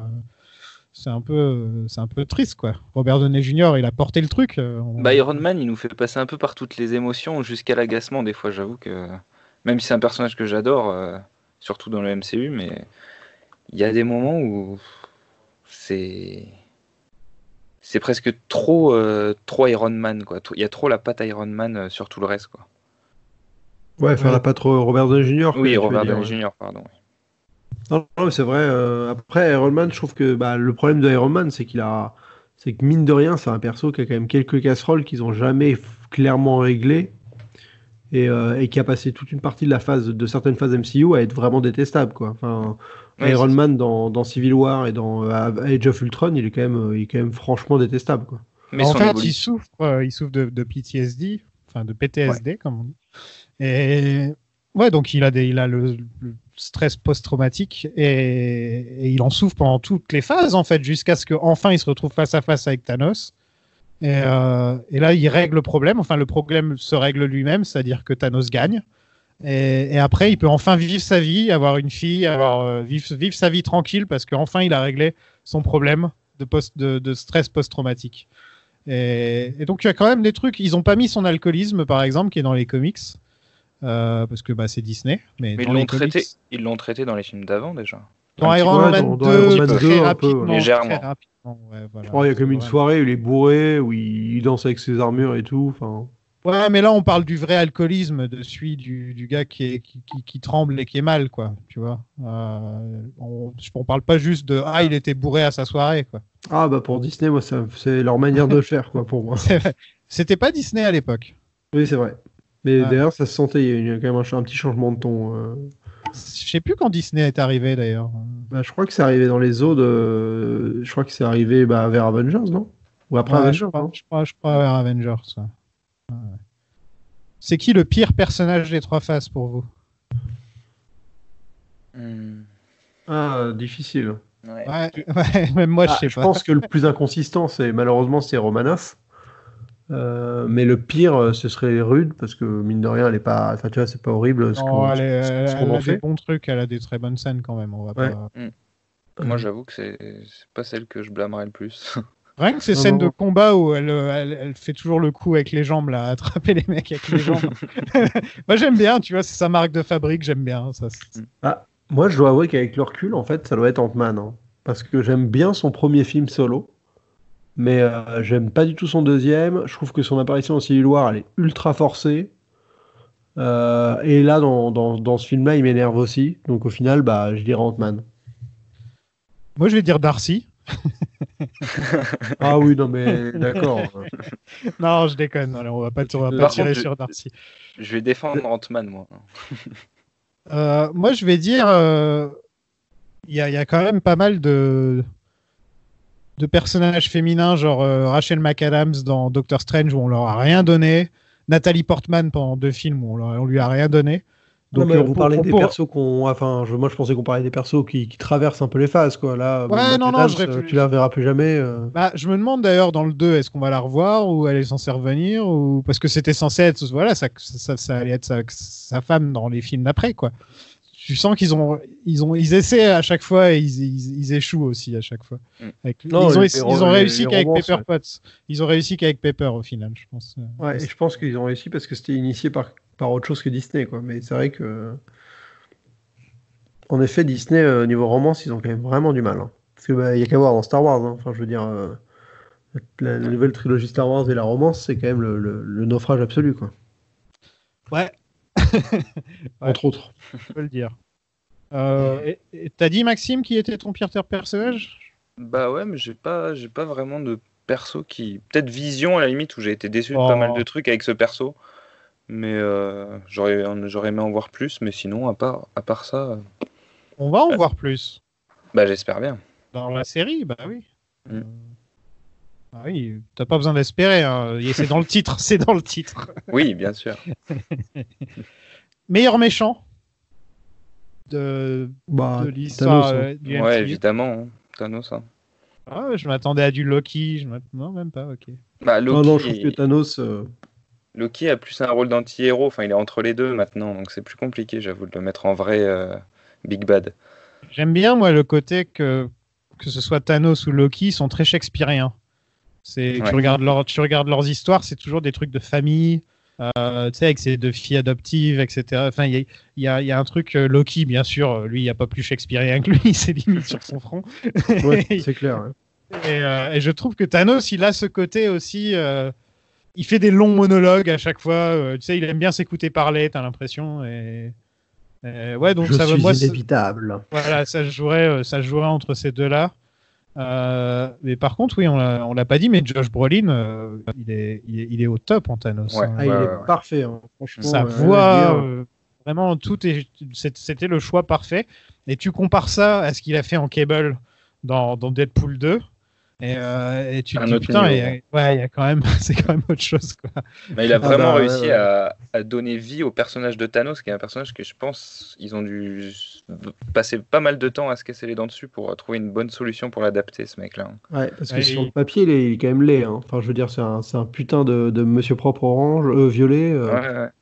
Ouais, il a des couilles au menton en plus. Ouais, c'est compliqué quoi. Non, mais c'est clair. Et franchement, il passe tellement bien. Et je trouve qu'il arrive très bien à jouer en plus la nuance entre le Thanos qu'on a connu dans Infinity War, qui est allé au bout de son truc, et le Thanos de Endgame de 2014, qui est un Thanos moins mature finalement. Enfin, tu vois, beaucoup plus arrogant. Chef de guerre, ouais. Ouais, tu sens que c'est un personnage qui est vraiment intéressant. Et son parcours sur les 2 films comme ça, c'est assez fort. Ouais. Et pire méchant. Son vrai film, c'est Infinity War pour le coup, à Thanos. Et le pire méchant. J'aurais juste rajouté Zemo aussi en bon méchant. Ouais, j'aime bien Zemo pour le côté minimaliste de ce qu'ils en ont fait. Ouais. Je trouve que c'est très habile, mais après. Il y a Killmonger aussi qui est super bien. C'est vrai aussi, ouais. Le pire, c'est Malekith, hein, pas photo quoi. Ah, oui. Ouais, non, il y en a pas d'autres. Il y a Ant-Man 2, quoi, aussi. Où non, je sais même pas qui c'est. C'était même pas le pire. Ant-Man 2, le méchant, c'est Walter Goggins. C'est juste un espèce de mec qui veut récupérer la mallette. Ouais, mais c'est Walter Goggins, donc ça passe. Mais pour le coup, Malekith, c'est vraiment le pire, quoi. Moi, je pensais au méchant d'Iron Man 3 aussi. Celui de Guardians, il est pas génial non plus. Ah oui, il est nul. Ronan, non, il est nul, ouais. Ouais, c'est vrai qu'il est pas bon. Ouais, en fait, je mettrais Ronan, moi. J'aime pas du tout Ronan. Ouais, peut-être Ronan aussi. Malekith, c'est vrai qu'il y a au moins le côté elfe noir que je trouve, moi qui suis fan d'Heroic Fantasy, bon, ça me parle. Ronan, c'est vraiment un connard de l'espace bleu. Je suis Zoltan, le mage noir. Non, j'ai dit que j'aimais bien l'Heroic Fantasy, je ne joue pas au jeu de rôle pour autant. Avec mon nom, c'est interdit. Bon, on passe aux questions des auditeurs. Allons-y. C'est parti. You could not live with your own failure. Where did that bring you? Back to me. Alors, il y a Julien qui lance les débats sur Facebook avec une question qu'on se pose un peu tous. Qui seront les nouveaux Avengers? Donc, j'ai dit, on en choisit 5. Ouais. Je pense. 5, c'est pas mal. Ouais. On peut dire sûr qu'il y aura Captain Marvel. Ouais, Black Panther et Doctor Strange. Voilà, c'est la Trinité, la nouvelle Trinité, on va dire. On peut dire que de temps en temps, il y aura Spider-Man. Normalement, il est supposé y être, ouais. Ouais, si ça marche. Droit, quoi. Ouais. Si les histoires de droit passent bien. Parce que là, il a signé que pour un film. Hein, donc, ça va être son film solo. Donc, il n'a pas signé pour revenir dans Avengers, Tom Holland. Ouais, non, mais bon, faut voir comment ça évolue. Ouais. Mais sinon, à part ça, est-ce que Ant-Man est encore en course? Je pense pas. Ouais. Je pense qu'ils se sont gourés avec Ant-Man, ça n'a pas marché. Ça à mon avis, c'est fini pour toute l'histoire d'Ant-Man. Je pense. Hein. Ouais. Il faudrait une nouvelle Avenger, un nouveau Iron Man, quoi, dans l'idée. Il y aurait Iron Heart. Pas de suite. Hein. Ouais. Moi, je vois bien quand même Thor revenir de temps en temps pour les gros moments C'est vrai Genre qu'il y a une Thor. espèce de Civil War, donc un espèce de meet-up entre plusieurs persos, je pense qu'il peut être présent. Bah, Thor, il va avec les gardiens, donc après, est-ce que tu inclus les gardiens aussi? Enfin, tu vois, c'est tout le truc, mais je pense que Thor, il va vraiment plus être avec les gardiens et ça va être une entité gardien, quoi. Ouais. Je pense pas, moi je pense que Thor va se barrer des Guardians au tout début du prochain film Guardians. Bah, s'il Ah ouais retrouve Jane Foster, il faudra Ouais. bien qu'il soit sur Terre de toute façon. Ah bah oui, je suis con, c'est vrai qu'il y a ce film-là qui Ouais. annonce. Ah oui, Je en pense effet, que ce ouais. sera une petite scène au début du film pour dire bon allez je me casse, salut. En fait maintenant je suis plus gros, salut, allez bye. Genre ok. Il y a qui d'autre? Il y a comment elle s'appelle? Scarlet Witch pourrait toujours être là. Ah bah oui, il n'y a pas de raison qu'elle soit pas là, ouais. Ouais, en plus elle est très forte vu la branlée qu'elle était prête à mettre à Clairement, Thanos. Elle était bien partie quoi. D'ailleurs les deux seules personnes qui ont presque mis une branlée à Thanos, c'est Captain Marvel et Scarlet Witch. Donc si on les met toutes les deux dans la même équipe, ça peut faire mal. Mm. Ça Mais peut globalement, faire ils sont, enfin là, les persos qu'on a dit, ils sont quand même tous beaucoup plus, on va dire, puissants que les persos originaux. Hein. mal. Ouais, Enfin, c'est comme si tout le monde Strange, était Thor. Marvel En fait. et ouais, c'est ça, parce que la Strange, Marvel et Scarlet Witch, tu mets les trois déjà comparé à la première équipe d'Avengers, ça fait pas le figure, quoi. Moi, Strange, j'ai toujours l'espoir qu'il ne rejoigne pas vraiment les Avengers, parce que c'est pas son genre, mais qu'il fasse les Defenders, les vrais Defenders. Pas Genre ceux les gens ceux de la rue, Netflix. quoi. New York, quoi. Des fois, merde, comment il s'appelle T'as Namor qui va rejoindre l'équipe. Ah oui. Tu vois. Donc, c'est pas que les gens de New York, mais c'est juste que c'est Doctor Strange qui gère l'équipe à chaque fois. Il est pas vraiment membre des Avengers, en fait, Strange, la plupart du temps. Il gère d'autres trucs, donc je me disais pourquoi pas faire ça avec lui aussi. Après, je me disais, avec le lien qu'il a eu avec la Terre pendant Infinity War et Endgame, Rocket, il pourrait peut-être être le lien en fait avec les Avengers aussi. Ouais, il y a Rocket. Bon, après, faut pas oublier que Star-Lord, il est humain, donc enfin, il vient de la Terre, donc lui aussi, il a une raison de revenir. D'ailleurs, je me posais la question, est-ce que Rocket, il a vécu 5 ans sur Terre, hein, on est d'accord. Plus ou moins, ouais. Donc il doit dirait, savoir il doit savoir ce que c'est un raton laveur maintenant. Oui. Et ça, je suis un peu triste, on n'aura jamais la rencontre entre Rocket et les ratons laveurs pour voir. Là, j'aurais bien aimé voir sa réaction, quoi. Bah, honnêtement, ça aurait pas fonctionné dans celui-là, je pense. Enfin, tu vois, le ton et tout ça. Mais dans le prochain, en effet, ils peuvent faire la blague. Ouais. Mais vous, ma question, c'est vous pensez qu'il y aura déjà des Avengers? Enfin, je veux dire, c'est Non, leur pas de optique là? suite. Parce que moi, à mon avis, avant Non. qu'on ait un. C'est pas tout de suite. Hein. Non. Et c'est pour ça qu'on pourrait avoir d'autres équipes comme Parce que les je pense que voilà, il y a les Fantastic J'aimerais bien Four, avoir les X-Men, Illuminati, moi. Une espèce de forme des Illuminati, mais ça arrivera plus tard parce qu'il faut vraiment qu'il y ait quand même plus de. Il faut qu'il y ait les X-Men, il faut qu'il y ait les 4 Fantastiques, donc c'est Ouais, il faut Charles, il faut Reed Richards. Ouais, donc il faut Namor aussi. Ouais, aussi, mais bon, il y a eu le film Aquaman qui a déjà été fait, Ouais, donc oui. je sais pas s'ils vont réussir à bien. Ils ont les droits de Namor d'ailleurs, je suis même pas sûr que Marvel. Je Et sais les pas, droits. mais en tout cas, dans Endgame, il y a le petit coup où Okoye parle des vagues, d'un tsunami ou je sais pas trop quoi, ça peut laisser espérer un truc. Quoi. Ensuite, on a Tidette avec une question Twitter qui demande comment Cap a-t-il pu donner son bouclier si Thanos l'a détruit. Alors, Bah, si on il a commence à rentrer, récupéré- si on rentre dans le truc avec Captain, on fait Ouais. comme la dernière fois et ça dure une demi-heure. Voilà. J'ai Non, mais sorti dans- un dans- schéma des timelines. La réponse simple, c'est vu qu'ils se gourent dans leur gestion du temps, bah, on considère qu'il l'a récupéré à l'époque où il est revenu et qu'il a grandi, il a vieilli avec, quoi. Mais bon, vu qu'il se gourre, ça peut pas être ça, mais en fait, c'est ça, quoi. En fait, c'est ça qui pourrait bousiller la timeline, tu vois. C'est peut-être le petit détail qui fait qu'il allait le récupérer chez Howard Stark, par exemple, après la Seconde Guerre mondiale. C'est pas débile. Hein. Et voilà, il la récupère pendant ce moment. Et peut-être il met un petit mot écrit sur le bouclier. Un jour, essaie de le ramener en 1946 dans l'entrepôt d'Howard Stark, s'il te plaît. Sinon, ça va annuler toute mon existence. Ben non, justement, parce que le principe, c'est que t'annules rien dans le passé, donc... Ouais, c'est vrai. Ouais. C'est vrai. Non, après, il y a une incohérence, ils l'ont même avoué, les scénaristes et tout. Enfin, je veux dire, là, il y a eu clairement... Ils ont géré le temps de manière pas forcément terrible sur l'ensemble du film. Mais bon, émotionnellement, ça fonctionne, donc on va pas non plus galérer, quoi. Et donc, le bouclier, il l'a récupéré quand il est reparti chercher les pierres, enfin déposer les pierres. Il en a profité pour récupérer son bouclier. Mm. Comme Thor a récupéré un autre marteau, quoi. C'est le même principe. Hein. Ouais, mais il va le reposer, le marteau, après. Oui, c'est ça le truc. Non, mais t'es pas obligé. Enfin, il aurait pu le garder. Si, t'es Bah, obligé. si, il est obligé. C'est ce que lui explique l'ancien. Mais non, mais ça c'est ce que Tilda Swinton elle dit là. Elle est là, elle dit non. Oui, mais elle dit des conneries, Tilda Swinton. C'est Tilda Swinton, elle a jamais dit une connerie de sa vie. Comment tu oses? Non, mais c'est l'inverse de ce qui est expliqué 3 séquences avant, justement. C'est le fait que le présent, une fois qu'il est altéré, il peut plus être modifié. Donc, la pierre, c'est si le mec revient juste avant de l'avoir pris pour la rendre, il arrive dans un autre passé et il crée une nouvelle timeline. Mais une fois que c'est pas ce qu'elle dit. Hein. Ah oui, mais c'est l'inverse de ce que Hulk explique 3 séquences avant. Ouais, mais Hulk, bon. Où ils se foutent de la gueule de Retour vers le futur, justement. Donc, ils sont pas d'accord sur la théorie à utiliser dans le film. Justement, Lucas, il nous demande sur Twitter quelle version du voyage dans le temps on adhère le plus. Donc, il y a celle des Russo. Quand Cap retourne les pierres, les timelines alternatives se ferment. Voilà, c'est ce qu'on était en train de dire. Mais sa réunion avec Peggy se fait dans une autre timeline.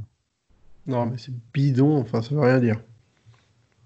Timeline qui se ferme dès lors qu'il revient dans la timeline MCU en tant que vieux Cap. Ouais, mais ça c'est jamais explicité à aucun moment dans le film. Ça peut pas être pris en compte, quoi. Enfin, On est d'accord que dans le film, juste pour qu'on clarifie entre nous, dans le film, ce qu'ils te font comprendre, c'est que le mec, il est revenu dans le passé, il a vécu sa vie et il est arrivé vieux dans cette. Enfin, je veux dire, il n'a pas fait un voyage dans le futur. Une fois qu'il a vieilli, il n'a pas utilisé une machine dans le temps pour revenir là où il est. C'est ça. Si on est d'accord, c'est ce qui. Il vient se poser sur le banc qui est dans notre réalité. Voilà, c'est parce qu'il aurait vieilli dans cette réalité-là. Et ça, c'est strictement impossible. Et le truc, c'est que il y a une espèce d'incohérence qui se crée à ce niveau-là. Mais après, on peut se raconter ce qu'on veut si on veut remplir les trous. Mais il y a un trou béant et c'est pas grave. Mais voilà. Je me rappelle quand on avait fait l'épisode Endgame, que vous étiez là. Ah, j'adore la fin de Captain America. Et j'avais fait, ouais, mais il y a un problème, voire plus d'un problème. Ah, je me rappelle très bien. Ouais. Et je me rappelle que, surtout Zoltan qui m'avait fait, merde, c'est vrai. Et j'étais là, je sais, putain, ça y est, j'ai enfin réussi à apprendre quelqu'un, à avoir un truc dans un film avant les autres. Et ça m'avait fait plaisir. Je trouvais que l'idée émotionnelle, elle fonctionne vraiment bien. Enfin, je trouve que c'est un beau parcours pour Captain. Ah ouais, c'est la plus belle fin qu'il pouvait avoir. Voilà, moi j'aime bien réfléchir sur les voyages temporels. Ça m'amuse, et en effet, après, c'est totalement foireux, quoi. Donc après, je veux dire, les théories du temps, le truc, c'est qu'il y en a 2 qui sont expliquées dans le film. Il y a soit, une fois que tu rentres dans le passé, c'est forcément, ça crée une nouvelle timeline, quoi qu'il arrive, soit, d'un coup, tu peux revenir dans des timelines que tu as déjà visitées, et tu peux rectifier des choses. Bah non, mettez-vous d'accord, en fait. Et à partir du moment où ils sont pas d'accord, personne n'aura raison, en fait. Il y a l'explication des scénaristes aussi, parce que là, c'était l'explication des Russo. L'explication des scénaristes, c'est que quand Cap il rejoint Peggy, c'est dans la timeline MCU, et donc sa famille du MCU, c'est celle avec Cap. Donc là, quand on apprend qu'Agent Carter, elle était mariée et tout, après avec un mec qui a connu Cap dans la Seconde Guerre mondiale, pendant tous ces films-là, il était marié à Peggy, tout en sachant qu'il s'est tapé la nièce de Peggy. Et ça, on est obligé de le dire. On est quand même obligé de le dire. Ouais. Non, mais même ça marche pas en fait. Mais non, après, oui, on peut se raconter ce qu'on veut, quoi. Il n'y a aucune version qui marche. Non, parce qu'à partir du moment où ils se. Le truc qui est dommage dans leur gestion du temps, c'est juste qu'ils partent pour asseoir leur délire, ils font une règle très stricte au début qui est de dire qu'il n'y a pas de rétroactivité des choses, que en fait le temps il est linéaire et que si tu voyages dans le passé, ça devient ton présent et donc tu changes pas le futur, le présent d'autres gens. Et donc à partir de là, tu peux pas faire tout ce qu'ils racontent. Les gars, venez, on parle d'autre chose. Ouais. On parle. Me lancez pas. Je propose parce que sinon on est là jusqu'à demain, quoi. Mais encore. Ouais. Petite question que j'ai pas aimée. C'est Erwan qui veut savoir sur Facebook qui pourrait remplacer Stan Lee dans les caméos. Et j'ai trouvé que cette question elle était un peu de mauvais goût en fait. En fait, la solution elle est déjà dans les films Marvel, hein, parce que quand Far From Home est sorti, dans le film ils ont fait un paquet de clins d'œil à tous les scénaristes et dessinateurs de Spider-Man pour complémenter, j'ai l'impression, ce trou qu'il y a depuis qu'il n'y a plus Stan Lee, quoi. Ouais, pour garder cet hommage à la maison et aux équipes qui ont créé les personnages, quoi. pense que les gens, ils ont aussi cette image de se dire que Robert Downey Jr. va devenir la prochaine personne à faire des caméos dans les films. C'est intéressant, ça. C'est pas intéressant, c'est pas la même chose. Et en plus, il le fera pas. Il a mieux à foutre, j'imagine. Il doit dormir sur sa pile d'argent. Il n'a pas forcément besoin. C'est bon, hein, les caméos. Enfin, je veux dire, ils ont réussi à rendre hommage au mec qui s'était approprié la création de cet univers quand il était encore en vie. Je veux dire, pas besoin de forcer, quoi. On est toujours sympa avec Stanley dans le podcast. Moi, je suis... Voilà. Non, mais je pense que c'est bon. Il n'y a pas besoin de caméoter quelqu'un de random pour juste caméoter, quoi. Non, voilà. Caméoter. Faut que ça ait un peu de sens. On a Léo qui craint une unification du monde Spider-Man Venom et du monde du MCU. Et il dit que ça le tente pas du tout. Que en fait, Venom soit dans le MCU. Et donc, il nous demande notre avis sur la question. C'est bizarre la situation actuelle là, entre Sony et Marvel, parce qu'avec toute l'embrouille qu'il y a eu cet été, là, on ne sait pas vraiment ce qui s'est passé au final dans les négociations et dans l'accord qu'ils ont trouvé. Du coup, on est juste dans l'attente, donc ils peuvent tout nous pondre, quoi. Ouais, c'est vrai, c'est un gros point d'interrogation, tout ce deal avec Sony et Marvel, qu'à un moment, il y en avait un qui avait le marketing et l'autre qui avait les places. Et ça n'a pas marché visiblement parce que sûrement que Marvel devait se faire beaucoup plus d'argent au final dans le deal. Et Tom Holland, au bout d'un moment, il aura plus de contrat aussi, je pense. Il y a aussi la question, tu as l'impression que Tom Holland, il l'avait casté pour que ce soit vraiment, enfin, dans l'idée de Marvel et de Kevin Feige, pour que ce soit Spider-Man sur les 20 ou 30 prochaines années. Et là, je pense que déjà, apparemment, ça s'est remis. C'est lui qui a appelé le président de Sony pour lui dire allez, vas-y, s'il te plaît, fais un deal avec Marvel. Et apparemment, c'est comme ça, bon, d'après l'histoire officielle, hein, mais c'est comme ça que ça s'est remis entre Marvel et Sony. Je me dis, ouais, s'ils perdent Tom Holland, ils vont être dans la merde. Mais après, on aura Miles Morales. Hein, c'est ça le truc, faut se dire aussi. Le truc, c'est que, après, on va être honnête, il y a quand même une différence qualitative entre la manière dont Sony gère ses super-héros et la manière dont Marvel le gère. Donc, si ça reste chez Marvel et qu'ils filent les clés de l'écurie, de tout l'univers Venom, tout ça à Marvel, franchement, tant mieux, parce que je pense que Feige arrivera à faire du bon travail avec tout ça. Si c'est Sony qui continue de faire ces films random dont on n'a rien à foutre dans leur coin, comme Venom ou comme Mobius bientôt, écoute, ils vont finir par faire des bides avec leurs films de merde et ils vont finir par se mordre les doigts, quoi. Ouais, il faut pas oublier que c'est aussi eux qui ont fait Amazing Spider-Man, les deux Amazing Spider-Man. C'est ça, ouais. C'est eux qui ont mis la pression sur Sam Raimi pour Spider-Man 3, ils l'ont forcé à mettre Venom dedans. Donc Sony, ils ont merdé plus d'une fois sur les Spider-Man, quoi. Ils voulaient un moment faire les Sinister Six, on a vu ce que ça a donné aussi. Ils voulaient faire un film Black Cat, ça n'a jamais rien donné. Sony, le seul vrai bon point pour Sony, c'est Into the Spider-Verse récemment, quoi. Parce que sinon, c'est catastrophe, quoi. Ouais, mais ça, c'est de l'animation, donc tu vois, c'est niveau live action, il y a un vrai problème avec Sony. C'est clair. Donc, la question, en effet, c'est... que les univers se mélangent, ça me dérange pas. Moi, ce qui me dérangerait, c'est que si c'était Sony qui venait mettre leur grain de sel dans le MCU, mais il n'y a aucune chance que ça se passe. Donc, si c'est juste d'un coup Marvel a le droit d'utiliser Venom, tant mieux. Parce qu'à mon avis, ils le géreront bien. Mais voilà. Et est-ce qu'ils auront le droit d'utiliser le carnage de Woody Harrelson ? C'est tout ce qui m'intéresse personnellement. Il y a 16 qui nous tweet pour nous demander si on n'est pas déçu que Thanos n'a pas pu pécho la mort. Si t'as pas lu les comics, t'es pas trop au courant, quoi. Ouais. Mais après, pour les avoir relus là, pendant le confinement, c'est vrai que ils s'en sortent bien sans Thanos, parce que c'est quand même un élément qui est central dans son histoire, dans tout cet event, quoi. Enfin, tu veux dire, ils s'en sortent bien sans la mort, quoi. Ouais, ils arrivent à le rendre Thanos, les motivations de Thanos crédibles sans la mort, quand même, quoi. Moi, j'avoue qu'il n'y avait jamais lu une quelconque histoire avec Thanos. Ça me paraît tellement pas cinématographique, cette histoire avec la mort, là. C'est sûr. Ça me paraît être le délire totalement en comic book, et je me dis, ils ont bien fait de passer à côté, quoi. Tu sais pas s'ils avaient utilisé Ella, par exemple. Ah non, mais je dis juste, vraiment d'un côté profane, comme ça, ce concept de un mec qui est amoureux de la mort et tout, ça me semble être un truc qui est en effet très comic book et qui dans le MCU aurait été compliqué à adapter. Après, en tout cas, moi je suis Ils viennent content de qu'il ait montrer pas la fait. mort dans le film d'avant. Bah, pas trop. Ils ont C'est qui montré la mort Ella, dans le film la déesse de la Bah, mort. si, ouais. Ah oui, mais c'est juste une meuf qui tue tout le monde, quoi. Enfin, je veux dire. Non, mais et d'ailleurs, elle est Elle pourrie comme méchante. résurrecte les gens aussi, arrête. Oui, non, mais elle est nulle comme méchante. Enfin, tu vois, genre, moi, c'est un perso, ça, Moi, que je j'aime la bien. trouve sans aucun intérêt, là, moi. Mais bon, Ouais, après, mais tu vois, par exemple, le look du personnage, enfin, tu te dis que le personnage il serait difficile à adapter, ça dépend. Hein. Si tu fais un look.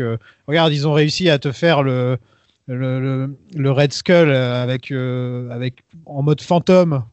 Ils ont réussi à te faire ça dans le film. Il y a Thanos qui se promène avec ses non, couilles c'est au pas menton. dans le look, moi, que je dirais, c'est plus dans la dimension métaphysique du truc, Oui, quoi. oui, oui. C'est que d'avoir un Dans la perso qui, d'un coup, cohérence de représente la l'univers. mort de l'univers, enfin, tu vois, c'est quand même une dimension que tu rajoutes. Peut-être, on a toujours des problèmes, je trouve, à percevoir les gros méchants Marvel comme étant justement les espèces de grosses entités galactiques qui sont au-delà du vivant. Enfin, je trouve ça, c'est toujours compliqué, tu vois. Et là, la mort, c'est quand même un truc. Enfin, tu vois, Vla va gérer ça, quoi, en termes de compréhension dans un univers, de rendre ça palpable. Je trouve ça hyper chaud, quoi. Donc, je comprends qu'ils sont passés à côté. Parce que moi, le côté malthusien de Thanos, tout le monde le comprend, n'importe qui. Enfin, tu vois, il n'y a pas besoin d'avoir de sensibilité ésotérique particulière pour comprendre son délire. Alors que être amoureux de la mort en soi. Non, mais On a c'est mis- vrai qu'en tant que cohérence cinématographique, ça aurait pas fonctionné, mais c'est vraiment un truc qui est essentiel dans le personnage, en tout cas dans les origines, quoi. Ensuite, on a Monsieur Beignet qui s'interroge sur le futur des pierres de l'infinité. Est-ce qu'on va les revoir un jour dans le MCU? Et qu'est-ce qu'on aimerait voir si un jour elles sont réutilisées? Moi, je pense pas. Je pense que c'est bon, elles ont fait leur temps là. Ouais, moi sinon, aussi, ça En avec tout la cas, Dragon ils Ball, ne sont après. pas fermé la porte. il y a Loki qui se promène avec une pierre. Donc, c'est déjà une qui est encore là. Il est avec le Tesseract. Et Ouais, ouais. c'est surtout ce que dit Thanos quand il dit qu'il a détruit les pierres, quoi. Qu'il laisse, entre guillemets, la porte ouverte pour Marvel si jamais ils veulent s'en servir, quoi. J'ai utilisé les pierres pour détruire les pierres, qui est Ouais. peut-être une des phrases les plus pourries que j'ai vues de ma vie. C'est clair, elle Mais est c'est tellement surtout nulle. ce qu'il dit en VO, ce qu'il dit, c'est qu'il les a réduits à l'état d'atomes, alors qu'en français, ils disent qu'il les a réduits à l'état de poussière, donc c'est pas la même chose, quoi. Donc faudra voir Ouais, il y a s'ils des s'en atomes servent dans ou les pas. poussières. Oui, mais enfin, Donc Ouais, ça mais marche c'est aussi. c'est plus Pour le coup, clair c'est- en anglais, quoi. Ouais, Donc ça en sent gros, qu'il y a Ant-Man, assez il peut les catégorique, retrouver. Quoi. Voilà. Ouais, enfin, il peut retrouver des atomes un par un. Chaud, hein. Mais non, je pense que c'est bon, là, on n'est pas dans Dragon Ball, on va passer à autre chose. Mais ça serait Il y pas a- il très y a d'autres, intéressant, je pense. ouais, il y a d'autres artefacts à utiliser dans le lore Marvel que les pierres ad vitam aeternam. Je peux te dire, dans Dragon Ball, il y a les pierres normales. Il y a les pierres Namek, qui sont plus grosses. Les boules, elles sont plus grosses. Et il y a les super Dragon Ball, où elles sont encore plus grosses. Elles font la taille d'une planète. Bah écoute, je m'étais arrêté au Namek, moi. Perso, moi, j'aimerais bien que Doctor Doom, il les trouve. Voilà. Et je voudrais jouer le rôle. Donc, contactez mon agent, maximebirken@gmail.com. Olivier veut savoir si par la suite on aura des versions différentes des Avengers, comme les Defenders ou la A-Force, qui, elle est entièrement féminine. Donc, tous les personnages qu'on voit dans ce plan gréco-romain. Bah, c'est un hommage clairement à la A-Team. Ouais, en gros, est-ce qu'on pourrait avoir dans la A-Team, c'est l'agence touriste, par contre. Oui, la A-Team. Pardon. Alors, on a Barracuda version féminin. Et il disait, ouais, ce serait l'occasion d'avoir She-Hulk et Miss Marvel dans l'équipe. Mais Miss Marvel, ils n'ont pas prévu une série? Il y a une série de prévue. Ah, ouais. ben voilà, ouais. Et même She-Hulk, non? Les deux. Ouais, donc je pense qu'ils vont faire ça sur les séries. Et si ça marche vraiment bien, ils vont mettre les personnages dans... En plus, c'est deux personnages qui sont super intéressants. Donc, je trouve... J'ai vraiment hâte d'avoir ces deux séries. Plus que... j'allais dire Ant-Man and the Wasp 3. Mais plus que Winter Soldier et... Falcon and the Winter Soldier. Voilà. Bah non, je pense que là, de toute façon, ils vont démultiplier les formats, ils vont exploiter ça dans tous les sens. Donc, en effet, l'important, c'est qu'ils trouvent l'équilibre entre le format et le groupe en question. Et donc, enfin, tu vois, il y a des groupes qui vont être très bien à utiliser en format et dans série télé, d'autres qui vont nécessiter une série de films comme on a vécu. Mais tout ce que je sais, c'est que ça va être très varié, à mon avis, ce qu'on va avoir dans le futur. J'imagine que le budget d'un Captain Marvel et le budget d'un Winter Soldier, ça doit pas être le même, par exemple. Donc ça explique ça Captain montre. Marvel et Winter Soldier, ça doit être proche. Hein. Ouais, j'ai l'impression qu'il y a plus de boulot au niveau des effets spéciaux dans Captain Marvel déjà, quoi. Ouais, mais je pense que le budget doit pas être aberramment différent hein, pour le coup. Ouais, mais faut se dire que dans la série Winter Soldier, là, il n'y aura pas d'explosion de. Comment ça s'appelle, là, les hélicarrières, là, les trucs de. Tu sais, enfin, il y a un immeuble qui s'effondre dans le film. Donc, tu peux te dire qu'il n'y aura pas ça dans la série. Ça m'étonnerait, quoi, qu'il y ait ce genre de scène. Donc, ça coûte beaucoup moins cher. Si tu parles des séries, par exemple, Winter Soldier, je pensais que tu parlais du film. Non, en effet, mais même les le séries, film. ça va être, théoriquement, ça devrait être un peu plus ancré sur du réel, moins dans tous les sens. Mais tu vois, après, tu prends une série comme, vu que c'est à peu près les mêmes prods qui vont faire ça, ça va être genre le Mandalorian ou ce genre de truc. Bon, t'as quand même moyen de proposer des choses qui ont une allure foutrement cinématographique sans qu'on s'en rende compte. Hein. C'est clair. Ouais, après, t'as pas le même budget que quand tu dois animer un Rocket Raccoon ou un Gollum, ou, tu vois, ce genre de personnage. Là, c'est des personnages qui tirent avec des flingues, tu vois, dans les séries. À part la Loki, on sait pas trop ce que ça va donner, donc ça, je peux pas vraiment parler. Et Scarlet Witch, ça va tout se passer dans sa tête, et à mon avis, elle va pas beaucoup utiliser ses pouvoirs, je pense. On sera plus, enfin, ses pouvoirs genre piou-piou avec les mains, là, tu vois. Parce que jusqu'à présent, elle faisait que ça. Et là, t'as enfin, dans les 2 derniers films Avengers, t'as enfin l'impression que il y en a peut-être plus que ce qu'elle montre. Il y a de la puissance, ouais. Voilà. Ouais. François nous demande sur Facebook, pensez-vous qu'avec la future intégration de Blade, plus l'annonce de Doctor Strange 2 en film plus horrifique, le MCU envisagerait une direction plus sombre? Je suis pas certain, moi, honnêtement. Non, je pense pas. Ouais, Même Blade, je pense qu'il va être fait de manière à pouvoir convenir à tout public, quoi. Ça va être du Blade Light. Ouais, c'est ça. Ah ouais, ça, j'avoue que Blade, c'est quand même un des persos. Je me demande vraiment ce qu'il va venir foutre là. Hein. Peut-être que c'est la Fox qui va le produire. Hein. Bah ouais, non mais parce que c'est vrai que déjà, je pense que dans l'imaginaire collectif, j'ai pas de chiffres pour sourcer quoi que ce soit. Hein. Mais je pense que la majorité des gens ne pensent pas que Blade est un personnage de Marvel. Enfin, je veux dire, le lien se fait pas automatiquement.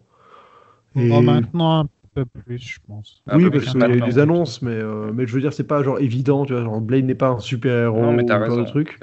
Et donc en fait, t'es dans un univers avec des vampires, d'un coup tu vas devoir introduire des vampires dans le Marvel, enfin, ça me paraît très compliqué pour un résultat qui en effet, vu que ça va pas être gore ou violent ou ce genre de truc, bah, j'avoue que la démarche me rend perplexe.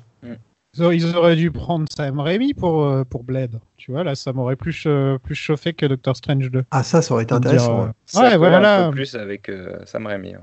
On lui dit du sang, et voilà, il sait ce qu'il doit faire, il n'y a pas de problème. Ça m'inquiète un peu, mais je me dis que dans Blade, c'est possible qu'on voit presque jamais de sang, en fait. Bah, à Disney, ouais. Quoi. Bah ouais, non, mais c'est sûr que ça va être intéressant à voir comment il se positionne sur un personnage comme celui-ci. À mon avis, ça va donner le là des productions les plus matures qu'on aura sur les 10 années à venir, quoi. On a Finch qui passe aux choses sérieuses en nous tweetant la question la plus qu'on se pose tous aussi. Hein. Plus croustillante. C'est pour quand l'arrivée des Fantastic Four, enfin des 4 Fantastiques et des X-Men dans le MCU. Alors j'ai la date sous les yeux, mais j'ai signé un contrat un NDA et je peux pas en parler, donc je suis désolé. On va passer à la question suivante. Non, bon. Bah, avec le coronavirus, ça va juste être une question de patience parce qu'on va les avoir dans encore plus longtemps que prévu, quoi. Je pensais que ce serait limite dans la phase suivante aussi. Phase 5, je pense, ouais. Là, on est en 4. Hein. Il les tease à la fin de la 4 ou un truc comme ça. Peut-être on te fait un film sur Doctor Doom parce que j'ai l'impression que ça Ça leur fait super plaisir d'avoir récupéré Dr Doom, donc Kevin Feige, il est super content. Ouais, j'avoue que je sais pas trop quand est-ce que. Enfin, en fait, je trouve que la phase 4 donne tellement pas envie pour le moment. Enfin, tu sais, c'est vraiment un paquebot qui redémarre, quoi. Donc, il y a tout un truc. Enfin, moi, pour le coup, je me sens pas du tout investi, attiré par ces films-là. Et s'ils ont l'intelligence de prendre leur temps pour réussir à reconstruire une vraie hype pour l'arrivée de ce nouvel univers, quoi.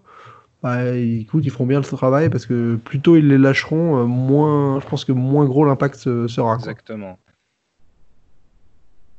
Non, il faut attendre un peu. De toute façon, il faut qu'ils les tissent petit à petit, phase 4, comme tu disais, Sofiane, et puis ils vont se révéler d'une manière ou d'une autre. Mais ce qui va être important, c'est la manière dont ils vont surtout révéler les X-Men, parce que les deux au final, ça reste intéressant de voir comment ils vont les intégrer surtout, quoi. Mais c'est vrai que les X-Men, ouais, ça implique beaucoup plus sur l'univers que juste les 4 C'est fantastiques, ça. quoi. Je vois bien les 4 fantastiques revenir plus tôt. Ça me choquerait pas qu'ils apparaissent dans un film ou un truc comme ça. Apparemment, ils sont en contact avec John Krasinski, le mec qui joue Jim dans The Office, pour jouer le rôle de Reed Richards. Et c'est possible que sa femme, en plus, prenne le rôle de Sue. Emily Blunt. Sa femme, Emily Blunt. Ça ferait un bon cast, hein. Ce serait un très bon cast, sauf s'il divorce, là il serait dans la merde. Et on a vu que ça arrive souvent dans les films de super-héros. Mais il y a une bonne alchimie entre Krasinski et Blunt, hein, ça va. Ah bah ouais. Ils ont fait quoi les films là Sans un bruit. Ouais, sans un A bruit. Quiet Place, ouais. Bah, on reste dans le sujet mutant, puisqu'il y a Loïc qui nous demande, c'est Loïc de la 501e, on leur fait un coucou. Même si on n'est pas un podcast Star Wars, on a le droit d'être sympa avec les gens de la 501e. On sait jamais si tu les croises dans la rue. T'as un Stormtrooper qui te tape dessus. Il nous rappelle sur Twitter qu'il y a une théorie d'activation du Gen X par Thanos. Est-ce que vous êtes au courant de cette théorie? Ouais. Bah, elle est plutôt limpide à comprendre, pour le coup. C'est en effet qu'une fois que Thanos utilisait les pierres, ça aurait provoqué le déclenchement de mutants, quoi. Voilà. C'est une des portes ouvertes du film, ça, encore une fois. Franchement, c'est un bon truc pour commencer de là, quoi. Enfin, je veux dire, en effet, ça fait que ce qui a compté avant, enfin, est utilisé après, ça me paraît pas improbable, quoi. Je vois bien aussi Scarlet Witch qui dans la série réveille les mutants, mais c'est vrai que ce serait bizarre de mettre ça dans la série. Parce que dans les comics, elle tue tous les mutants. Donc, non, elle dit plus de mutants, donc il n'y a plus de mutants au final. Et donc ce serait marrant que, à l'opposé dans les films et la série, ce soit elle qui crée les mutants, puisque voilà, elle a les pouvoirs pour le faire. Donc, ils sont du style à faire ce genre de truc, hein. Parce qu'en fait, ouais, c'est Rocket qui détecte une onde. Il dit que les pierres ont été utilisées il n'y a pas longtemps ou un truc comme ça. Ouais. Et en fait, ouais, on apprend que c'est parce que Thanos a utilisé les pierres pour détruire les pierres. et donc, c'est pour ça qu'il y a eu cette onde.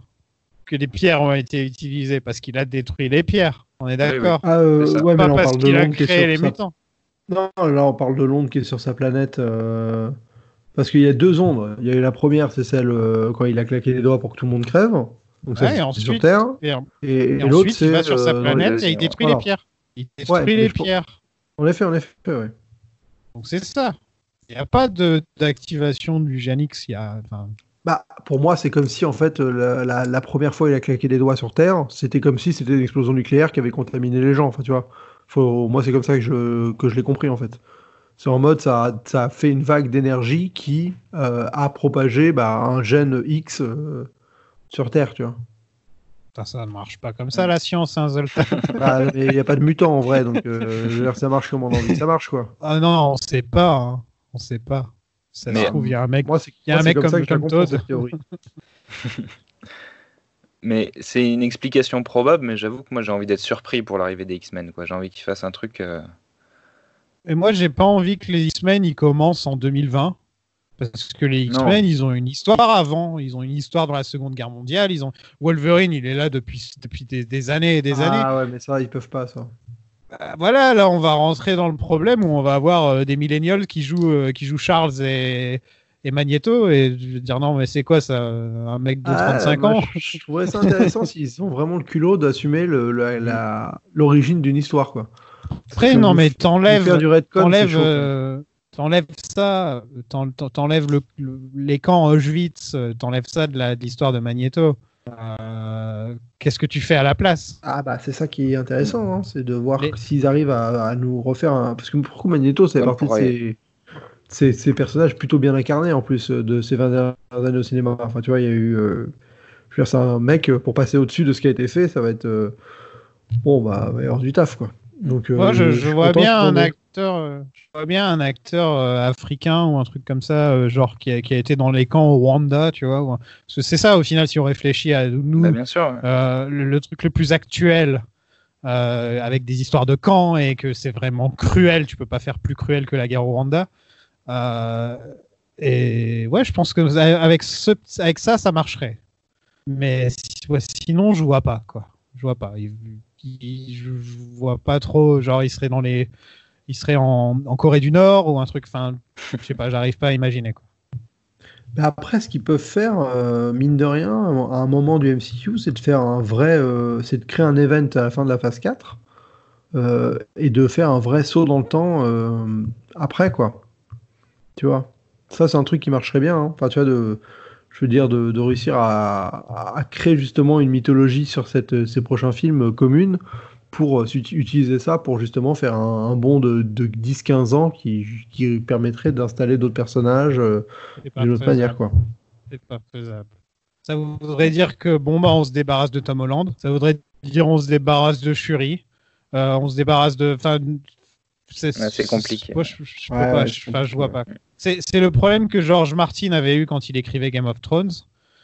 C'est qu'il était censé avoir un saut dans le temps de 5 ans pour que les personnages puissent vieillir et grandir, les enfants, parce qu'ils sont plus jeunes dans les bouquins que dans la série.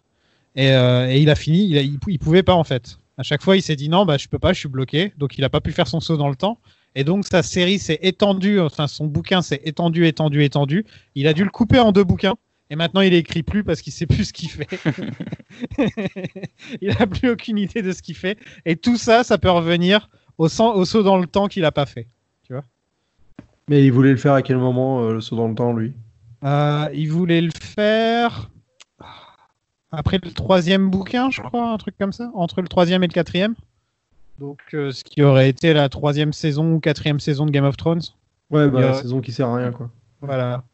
Oh ouais, il y en a beaucoup qui servent à rien. Le moment où ça commence vraiment à servir à rien. Ouais, saison 4, c'est là que ça commence vraiment à tanguer, quoi, pour être gentil. La 4, elle est hardcore. Ouais. On a Tim qui veut savoir si la qualité risque de pâtir à cause de la quantité impressionnante de projets que le MCU a dans le futur. Qualité, je sais pas, mais ce qui va être particulier, c'est l'investissement qui va être demandé aux gens qui vont suivre le délire. rapport au public, ouais. Va être très c'est différent. Ça qui va être particulier. Ouais. Après, c'est vrai que c'est des séries courtes, hein, ça va être 8 épisodes de 50 minutes, enfin, une fois par an, enfin, je veux dire, bon, ça va, ça devrait être abordable pour n'importe qui s'investit un peu. Mais mine de rien, ça a pu être la même chose, quoi. Je veux dire, n'importe qui n'aura pas tout vu du MCU. Alors qu'à l'heure actuelle, à part Iron Man 2 ou quelques suites un peu oubliables, non, la majorité des gens avaient tout vu, quoi. Mais après, la qualité, je sais pas, je pense que Disney, ils ont une force de frappe qui est tellement violente qu'ils sont capables d'assurer 8 épisodes d'une série de très bonne qualité, ils sont capables d'assurer des blockbusters très bons. Enfin, ça apporte tellement d'argent qu'ils vont pas se planter dessus, quoi. Après, peut y avoir peut-être une forme de lassitude. Mandalorian, ça a un peu balayé les craintes. Hein. Ouais. Oui, voilà, c'est ça, c'est que... On se disait que Disney a pas forcément bien géré Star Wars dernièrement, à en faire un film par an au lieu d'essayer d'étirer le truc un peu plus, parce que c'est pas comme Marvel, il n'y a pas une histoire différente avec un personnage à l'autre bout du monde. C'est assez toujours tourné autour de Star Wars, des sabres laser et voilà quoi. Et donc on se disait Mandalorian, au final on s'inquiète un peu, en plus c'est Jon Favreau, on commençait à craindre le pire et au final c'est super bien Mandalorian, on est d'accord, moi j'ai vachement bien aimé par exemple. Ouais, voilà. Ouais, et puis ils sont capables d'amener des personnes comme Werner Herzog et de tenter des trucs. Enfin, il y a de la qualité quand même, quoi. Werner Herzog qui parle de parsec et de genre de trucs. Qui dit posez votre blaster. Et je fais putain, mais comment ils ont fait? C'est priceless, ça. mais il manquerait plus que David Lynch en 6. C'est bon, wait and see, quoi. Prochaine étape. On a Yann sur Facebook qui demande si on aura bientôt le droit à un reboot d'Howard le Canard. Non. Et ben, il y a l'actrice qui joue Beverly dans Howard le Canard dans le premier, qui était en discussion, j'avais vu la semaine dernière quand je m'étais renseigné, qui avait vu elle était en négociation en tout cas pour faire un reboot de Howard le Canard, mais c'était en 2018, donc à mon avis d'ici là, enfin depuis, il n'y a plus grand chose, mais en tout cas il y a eu des tentatives. Merde, j'ai un trou sur son nom, c'est Thompson, mais je me rappelle plus de son prénom. Léa Thompson. Voilà. Léa Thompson, exact. Bah, ce serait bien pour elle, si elle a envie de ressusciter. De toutes les franchises qu'elle a envie de ressusciter, si elle a choisi Howard le Canard, bah écoute, tant mieux. Elle a l'air d'y être attachée en tout cas. Elle aurait pu faire Retour vers le futur, mais non, elle a dit. Ah bah ça, Retour vers le futur, il y a les gardiens du temple qui veillent que personne n'y touche. Ouais, c'est impossible. Les acteurs maintenant, c'est plus possible de toute façon. Ils feront un reboot un jour, hein, c'est obligé, on sait très bien. C'est obligé qu'un jour ils fassent un reboot. Ouais, ça finira par arriver. Mais en tout cas, Howard le Canard, je ne vois absolument pas comment ça peut être un truc attractif dans le MCU d'aujourd'hui, quoi. Je veux dire, Howard le Canard, il faut qu'il y ait une toute petite dimension subversive, hein, quand même, et c'est quand même pas... C'est pas la politique Disney, quoi. Donc, perso, à part mettre un canard un peu bizarre, je vois pas trop l'intérêt, quoi. Pas à part faire un Daffy Duck, un Donald Duck, quoi. Mais ils ont Donald, alors ils s'en foutent. En fait, si j'ai oublié des gens dans les questions, c'est un peu chiant de jongler entre Facebook et Twitter et d'essayer de noter toutes les questions. Donc j'espère que j'ai pas oublié trop de gens. Si je vous ai oublié, c'est sûrement parce que votre question était à chier. Voilà. Et moi, je m'excuse de tous les gens qui m'ont répondu les questions sur Instagram. J'ai totalement oublié de les noter et j'avais oublié que ça disparaissait au bout de 24 heures. Ah, mais ça, c'est une Zoltan, ça. C'est 100% une Zoltan, quoi. Non, mais c'est vrai, j'avais totalement zappé que ça se barrait en fait, les questions d'Instagram. Donc quand ce matin j'ai voulu faire le tri, j'ai fait oh bah merde alors. Pour finir, on a Rizzo, donc le mec de Grise, je sais pas. Il veut savoir quel est le film de la phase 4 qu'on attend le plus. Alors moi c'est Doctor Strange 2, hein, de loin. Il n'y a même pas photo. Oui, bah moi aussi, juste pour le réel. Hein. Ouais. Et puis Thor 4, moi j'avoue que j'ai envie de voir Jane Foster là, en Thor. Moi, c'est pas que pour le réel, hein, même avant ça m'intéressait. C'est parce que le titre déjà il déchire. The Multiverse of Madness, c'est bon, je signe direct pour aller le voir. Et aussi le fait que c'est multiverse, quoi, qu'il va se promener dans des univers parallèles. Il va peut-être rencontrer Tobey Maguire. Et donc, je suis chaud. Hein, Et le fait que ce soit relié à WandaVision aussi est intéressant, je trouve. Parce qu'on a quoi d'autre comme film, là? On a, il y a Black Widow, là. The Eternals, oui, Shang-Chi, Spider-Man 3, Thor Love and Thunder, Doctor Strange 2, Black Panther 2, Captain Marvel 2, et un film inconnu encore, mais qui serait visiblement Les Gardiens de la Galaxie 3, quoi. Et pas un truc chelou là aussi, genre What If, un truc comme ça? Si, ça c'est en série. C'est une série, ça. Ah, c'est une série. Et c'est quoi ça en fait? Parce que vous avez en gros, c'est une série d'animation qui reprend des trucs du MCU, enfin les personnages du MCU, mais en faisant des What If, quoi. D'accord. Donc il y a par exemple Peggy Carter en Captain America, il y a T'Challa en Star-Lord, enfin il y a des trucs comme ça, quoi. D'accord. Bon. Mais moi aussi, je dirais Strange 2, mais c'est vraiment par dépit en fait. Enfin, je trouve que cette phase 4, elle est absolument pas aguichante sur le papier, quoi. Enfin, il y a aucun. Les héros qui ont leur second film, ça m'intéresse pas. Les nouveaux héros, il y en a aucun qui me parle. Donc, on disait pareil de la phase 2 et on disait pareil d'une bonne partie de la phase 3 aussi. À chaque fois, elle était compliquée. Hein. À chaque fois qu'on a vu les noms, on disait ouais, Black Panther ça m'intéresse pas, ouais ça m'intéresse pas. Tu vois, et au final on a été surpris. Tous les nouveaux noms à chaque fois qui sont ajoutés au MCU, les gens ils disent ouais, Doctor Strange ça m'intéresse pas. Enfin tu vois, il y a toujours À chaque fois. Mais oui, les Guardians, genre, on sait même pas ce que c'est quoi ce délire avec un raton et un arbre. Qu'est-ce que je m'en fous, ça m'intéresse pas. Et ça me fait rire parce qu'à chaque phase, c'est un truc qui revient, quoi. Vraiment. Non, mais après, il y a des bonnes et des mauvaises surprises. Enfin, je veux dire, tout n'est pas. Pour ce coup, tous les persos n'ont pas confirmé leur truc, quoi, tu vois. Bah, on a Shang-Chi là, qui va se battre contre le mandarin. Déjà, ça peut être très intéressant. Ouais. En plus, filmé comme un vrai film d'action, un vrai film de kung-fu, tu vois, si on peut avoir ce genre de film qu'on n'a pas eu dans la MCU pour l'instant. Parce que bon, les combats, c'est de la boxe. Hein. Ils se battent dans le MCU, ils se battent pas vraiment, ils se battent pas comme Bruce Lee, quoi. Et donc ça pourrait être intéressant. Nouveau truc, Eternals, je connais rien du tout. Donc alors là, je peux pas du tout dire. Voir ce qu'ils vont en faire justement. Ça, les Eternals, c'est casse-gueule, hein, ouais. Bon, ils ont un casting qui est pas mal. Hein. Bah ouais. Ils ont même les deux frères Stark. Ils ont une vraiment réalisatrice qui est quand même aussi cocasse, enfin, d'avoir mis cette personne-là à la tête de ce film-là, parce que c'est une jeune meuf qui a fait qu'un seul film qui s'appelle The Rider, qui est un film indépendant américain, semi-documentaire, semi-réel, et là elle se retrouve à la tête d'un blockbuster à $200 millions, avec des effets spéciaux dans tous les sens. Ils font beaucoup ça, ils ont fait ça avec Captain Marvel, ouais, voilà, par exemple. Ouais, mais en fait, ce qui me fait un peu peur, c'est quand ils font ça, ça ne donne pas les meilleurs films, la plupart du temps. C'est-à-dire que là, j'ai un peu peur. C'est-à-dire que je vois pas ce profil-là être celui, par exemple, d'un James Gunn, tu vois, qui a vraiment un ton ultra marqué et qui, pour le coup, arrive à mettre de ce ton-là dans son film Marvel, quoi. Là, j'ai l'impression que j'arrive pas à comprendre, quoi, le choix qui est fait. Avec Chloé Zhao, elle s'appelle.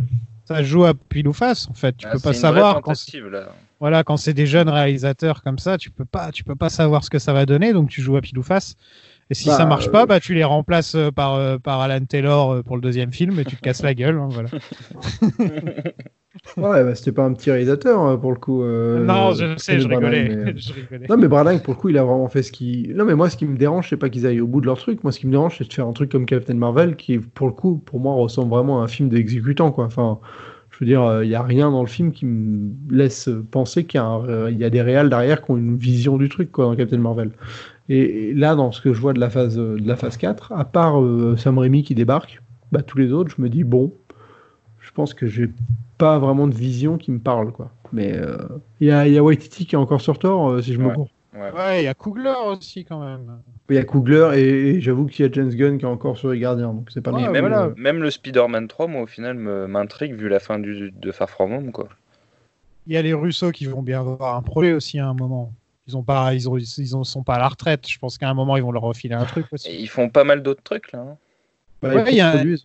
J'ai vu qu'il y a un nouveau projet là avec eux, mais je me rappelle plus ce que c'est. Ils vont faire Hercule pour Disney. C'est ça. Ils vont faire Hercule en live, c'est eux? Ouais, en live action. Ça vient d'être annoncé, là. J'espère que c'est Danny DeVito qui va jouer le bouquetin, je te le dis. Je pense qu'il a un peu. Moi, j'ai vu un bon cast aujourd'hui. J'ai vu Chris Hemsworth en Hercule, évidemment. Un peu vieux, je pense. Mais non, sinon, il y avait pour Hades, ce serait Jim Carrey aussi, c'est pas mal. J'aime bien. Oh non, non.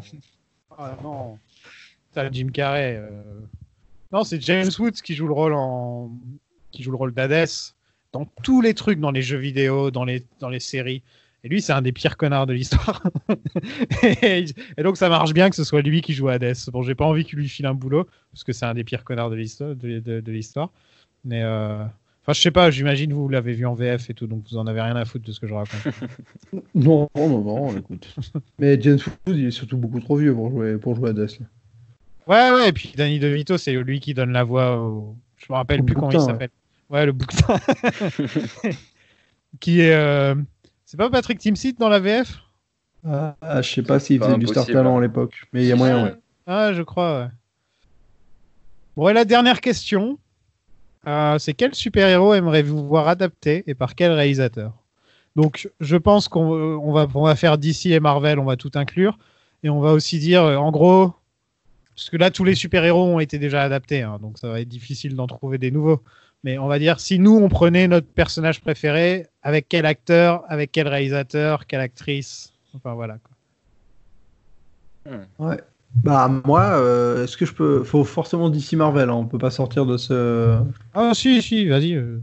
Bah, moi, franchement, s'il y a un truc de super-héros que j'aimerais bien voir, c'est une série de BD française qui s'appelle Sentinelle, qui est un peu... la manière de le résumer rapidement, ce serait Iron Man durant la Première Guerre mondiale. C'est un mec qui trouve une manière de construire une armure et qui se bat dans les tranchées avec, et toutes les nations se mettent à construire des armures, et on finit en combat d'Iron Man dans les tranchées. Et je trouve que ce sera un super bon film pour justement créer une mouvance de films de super-héros français. Et si je devais mettre un réalisateur derrière, je mettrais Christophe Gans, qui est un des réalisateurs français capable de tenir ce genre de projet de manière, je pense, plutôt grand public et à la fois exigeante. Voilà. Maxime. Moi, j'avoue que le Krasinski en Monsieur Fantastique, ça me plairait bien. Sinon, il y a John Hamm que j'aimerais bien voir dans un rôle comme celui de Monsieur Fantastique, ça pourrait être sympa. Je pense que John Hamm aurait dû jouer Cable, personnellement. Ah, ok, Cable, ouais. Voilà, tu sais, tu le penses en mode Baby Driver, tu vois. Ouais. Il prend un peu de muscle, et voilà, je pense qu'il pourrait faire un très bon Cable. Ouais, c'est pas faux. Et s'il avait 20 ans de moins, bon, allez, 15 ans de moins, il pourrait jouer Superman. Voilà. Ou Batman, un des deux. Batman. Ouais, non, même Superman, je trouve qu'il le ferait très très bien. Ouais. Et après, moi, j'aimerais bien voir un film Nova. Après, avec quel acteur, je sais pas, mais un film Nova dans le MCU, ça me plairait bien. C'est étonnant que ça n'a pas toujours été annoncé encore. Enfin, c'est bizarre. Ouais. C'est quand même un des personnages assez connus du MCU. On a déjà vu Marvel. la Nova Corp, mais on n'a pas vu encore... Bon, on s'est pas attardé dessus, quoi. Ouais. Bah, moi, vous vous souvenez, j'avais mon idée de film des 4 Fantastiques. Bien sûr. On remontait dans le temps, etc. Donc, je vais pas la répéter encore, mais ouais, ce serait celle-là. Mais sinon, j'aimerais bien un film sur Magneto. Et j'allais dire pourquoi pas Idris Elba dans le rôle, mais il a déjà joué un rôle dans le MCU. Donc, et le deuxième que j'allais utiliser, il est dans Doctor Strange. Ah merde, le troisième, il est dans Blade. Bon, bah tant pis. Ouais. Le quatrième, il sera dans Black Panther, donc de toute façon, t'es niqué. Voilà. Putain, ouais, Disney, ils ont vraiment chopé tous les Afro-Américains d'Hollywood. Ouais. Voilà, ils se sont fait plaisir, quoi. Mais par contre, non, mais blague à part, il est mort, mais c'est vrai que Killmonger, ça aurait pu être un bon Magneto s'ils arrivaient à trouver un espèce de twist pour le garder. Michael B. Jordan, il pue le charisme, ce mec, c'est un truc de fou. Non, mais quand tu penses, c'est un tous peu les méchants du MCU, ils pourraient les jouer. Non, mais le perso se rapproche un peu en finale en plus. Sur l'idée, ce côté vengeur d'oppression et tout ça, quoi. Sinon, il y a aussi un film Doctor Doom qui est demandé à être fait. Hein. Je pense que t'es pas obligé d'avoir les 4 Fantastiques pour avoir Doctor Doom. Tu vois. Et ils ont jamais fait en Doctor Doom. Si, c'est faire un bon accent de l'Est un peu meilleur que celui de Scarlet Witch. Bah, de toute façon, Doctor Doom, on verra jamais sa gueule, quoi. Donc, c'est plus une voix qu'autre chose. Pas ça, je pense. C'est la plupart du temps. Regarde combien de temps, comment il s'appelle, Mysterio, il a son bol sur la tête, son globe sur la tête. Oui. À chaque fois, En plus, Doctor Doom, ça dépend des versions, mais quelquefois, il a juste une petite cicatrice. Et il y a une cicatrice à la Scarface et il la cache quand même parce qu'il a honte. Et donc, je pense que tu as moyen, de l'adapter. Et je verrais bien Vincent Cassel, moi. Vincent Cassel. Ah ouais. Voilà. Vu ce qu'il pense des films Marvel, je suis pas certain qu'il signe. Bah, figure-toi qu'à une époque, ils ont fait un comics avec Doctor Doom dedans. Et il était basé sur le visage de Vincent Cassel. Donc vous cherchez un Vincent Cassel, Doctor Doom. Il est basé. Et Vincent Cassel était super heureux et il l'a mis sur son Instagram et tout en disant qu'il était super content de jouer Doctor Doom. Donc moi, c'est un truc que j'ai gardé dans un coin de mon cerveau en me disant un jour Vincent Cassel il jouera Doctor Doom. Et là, je le vois en ce moment dans Westworld. Et je suis là, je fais putain, c'est vrai, il ferait un très bon Doctor Doom quand je le vois dans Westworld en parlant anglais et tout. Tu penses au film aussi qu'il a fait de Cronenberg, je crois, où il joue un russe, Zoltan. Les promesses de l'ombre. Promesse de l'ombre. Donc il fait un accent russe, il peut faire un accent un peu de l'Est. Tu sais, Vincent Cassel, il a ce visage où tu te dis, il est européen, mais tu sais pas vraiment d'où. C'est vrai. Et je trouve qu'il ferait un très bon Doctor Doom. Ouais. Donc voilà, c'est ça mon petit projet. On a des trucs à raconter niveau news. Black Widow, où on pense que ça va débarquer sur Disney+, non? C'est un peu ça, là. C'est une des rumeurs. Ouais. C'est qu'au vu de ce qui se passe en ce moment, les cinémas, ils sont pas encore prêts de réouvrir du tout. Et c'est vrai ils ont déjà décalé un film qui devait sortir à X-Flex, un truc comme ça, sur Disney+, je sais plus le nom du truc. RMS, bref, un espèce de film young adulte un peu. Et à mon avis, il y a moyen que Black Widow se retrouve à sortir sur Disney+, parce qu'ils ont besoin de produits pour réussir à refaire venir des gens, parce que finalement, il n'y a pas beaucoup de nouveautés. Et c'est un peu ce qui pêche. Non, ils ont le Mandalorian, et depuis, ils n'ont pas mis grand-chose. Hein, ils ont un catalogue de dingue, mais ils n'ont pas des choses épisodiques comme Netflix qui, toutes les semaines, balance un ou deux nouveaux trucs. Puis on attend le catalogue de la Fox. Ouais, et puis il y a Marvel aussi, tu te dis, regarde, ça s'arrête à Civil War, je crois. Ouais. Ça c'est en France, ouais. Ouais, quand même, il y a un problème, quoi. Enfin, ça c'est la législation française. Législation française, ouais. Mais ça, aux États-Unis, t'as Endgame, t'as même. Mais vraiment, les gens qui vont sur Disney+, ils se disent c'est bien, je vais avoir tous les films du MCU tranquille, et ils vont se connecter, ils voient quoi, ça s'arrête à Civil War. Enfin. T'as l'impression que c'est vendu comme Disney+, genre t'auras tous les films Disney, t'auras tous les films Marvel, t'auras tous les films Star Wars. Et au final, c'est pas le cas, quoi.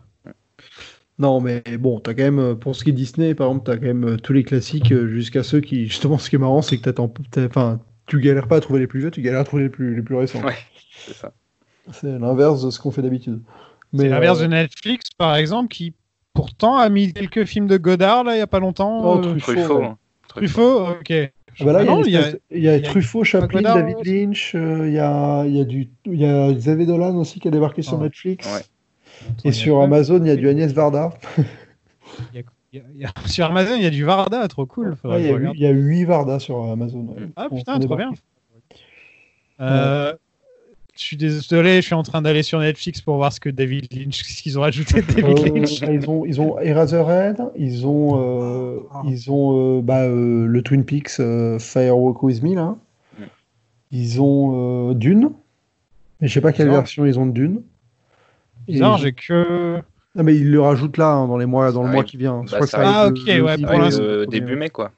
Pour l'instant, il y a que son court-métrage là qui est sorti. Voilà. Non, ça arrive le 8 mai ou là, dans le courant du mois, ouais. Ouais, et je crois qu'il y en a encore. Il y a Lost Highway aussi. Okay. Non, je crois qu'il y en a 5 ou 6 de Lynch qui débarquent le 8 mai. Tiens, en parlant de ça, on reprend Lynch Planning sur Skype. On enregistre lundi, et donc si vous voulez reprendre le marathon Twin Peaks, j'imagine qu'il n'y a personne du podcast Marvel qui écoute ça, mais allez, c'est pas grave si vous êtes. Il y a 2-3 personnes qui me disent qu'ils écoutent les deux, donc voilà les copains, on va être de retour bientôt. Maxime, est-ce que tu as dit toute la liste des films ? Du coup, non, en fait, ce qui se passe niveau actu, c'est surtout que là, Marvel, ils ont décalé toutes les dates à cause du coronavirus. Du coup, ce qui est intéressant, c'est de voir qu'il y a 5 films en 2022 pour le moment, quoi, de prévus. Mais après... c'est 3 maximum. Hein, ouais, ça là, ils sont à 5 sans compter les séries. Il y en a 4 de prévus pour 2022 aussi. Après, il y a Spider-Verse qui est décalé aussi. Et sinon, une petite actu marrante que j'avais vue, c'est les Russo qui ont sorti des nouvelles photos là, pour les 1 an d'Endgame. On voyait Doctor Strange en armure d'Iron Man. Je sais pas si vous aviez vu ça. Ah non. Merde, j'ai oublié de parler du fait que Gwyneth Paltrow, à un moment, elle se pointe en armure. et tout le monde hausse les épaules, genre, ouais, c'est pas grave, c'est juste Gwyneth Paltrow en armure. Sacré Gwyneth. Elle va nous manquer parce qu'on la reverra plus dans le MCU, Gwyneth, je pense. Là, normalement, ouais, non, ça devrait être terminé, ouais. Fini, ouais. Ouais. Ouais, une petite minute de silence pour Pepper Potts. Bon, on a fait le tour, les gars. Ouais, moi j'ai une Pas mal. vidéo sur Endgame qui sort là aussi bientôt. Enfin Ah, là, cool. elle devrait être sortie. Ouais, bah j'en ai profité pour faire un espèce de sketch où je me fous de la gueule du film, pour faire des vannes un peu. Voilà. Faudra que tu mettes une petite banderole avec écrit. Et si vous voulez vraiment savoir ce que je pense du film, allez écouter le Ouais, podcast. c'est prévu. Ouais. Je vais quand même mettre le lien en rapide accessible parce que c'est vrai que ce serait dommage que les gens n'aient que les 4-5 vannes toutes pourries que j'ai faites dessus.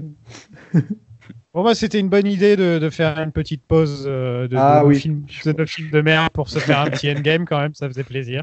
Ouais, franchement, ça a été salvateur parce que j'avoue que là, se refarcir Catwoman dans la foulée, je pense Ça aurait qu'on été aurait été compliqué. vidé.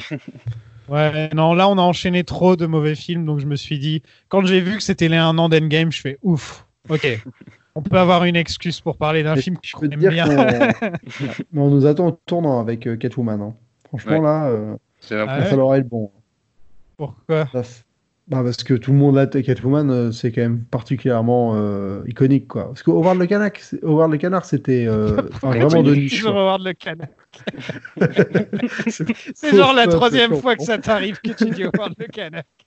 Ah, putain. Bah, excuse-moi, j'ai un truc contre les Guyanais. Je veux que ce soit des héros de films de merde.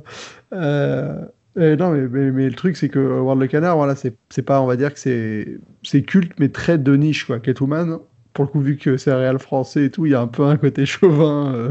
On aime notre merde. On aime bien cette grosse merde réalisée par un français. Ouais, il y a donc, des gens qui aiment bien ça, qui aiment bien ce film.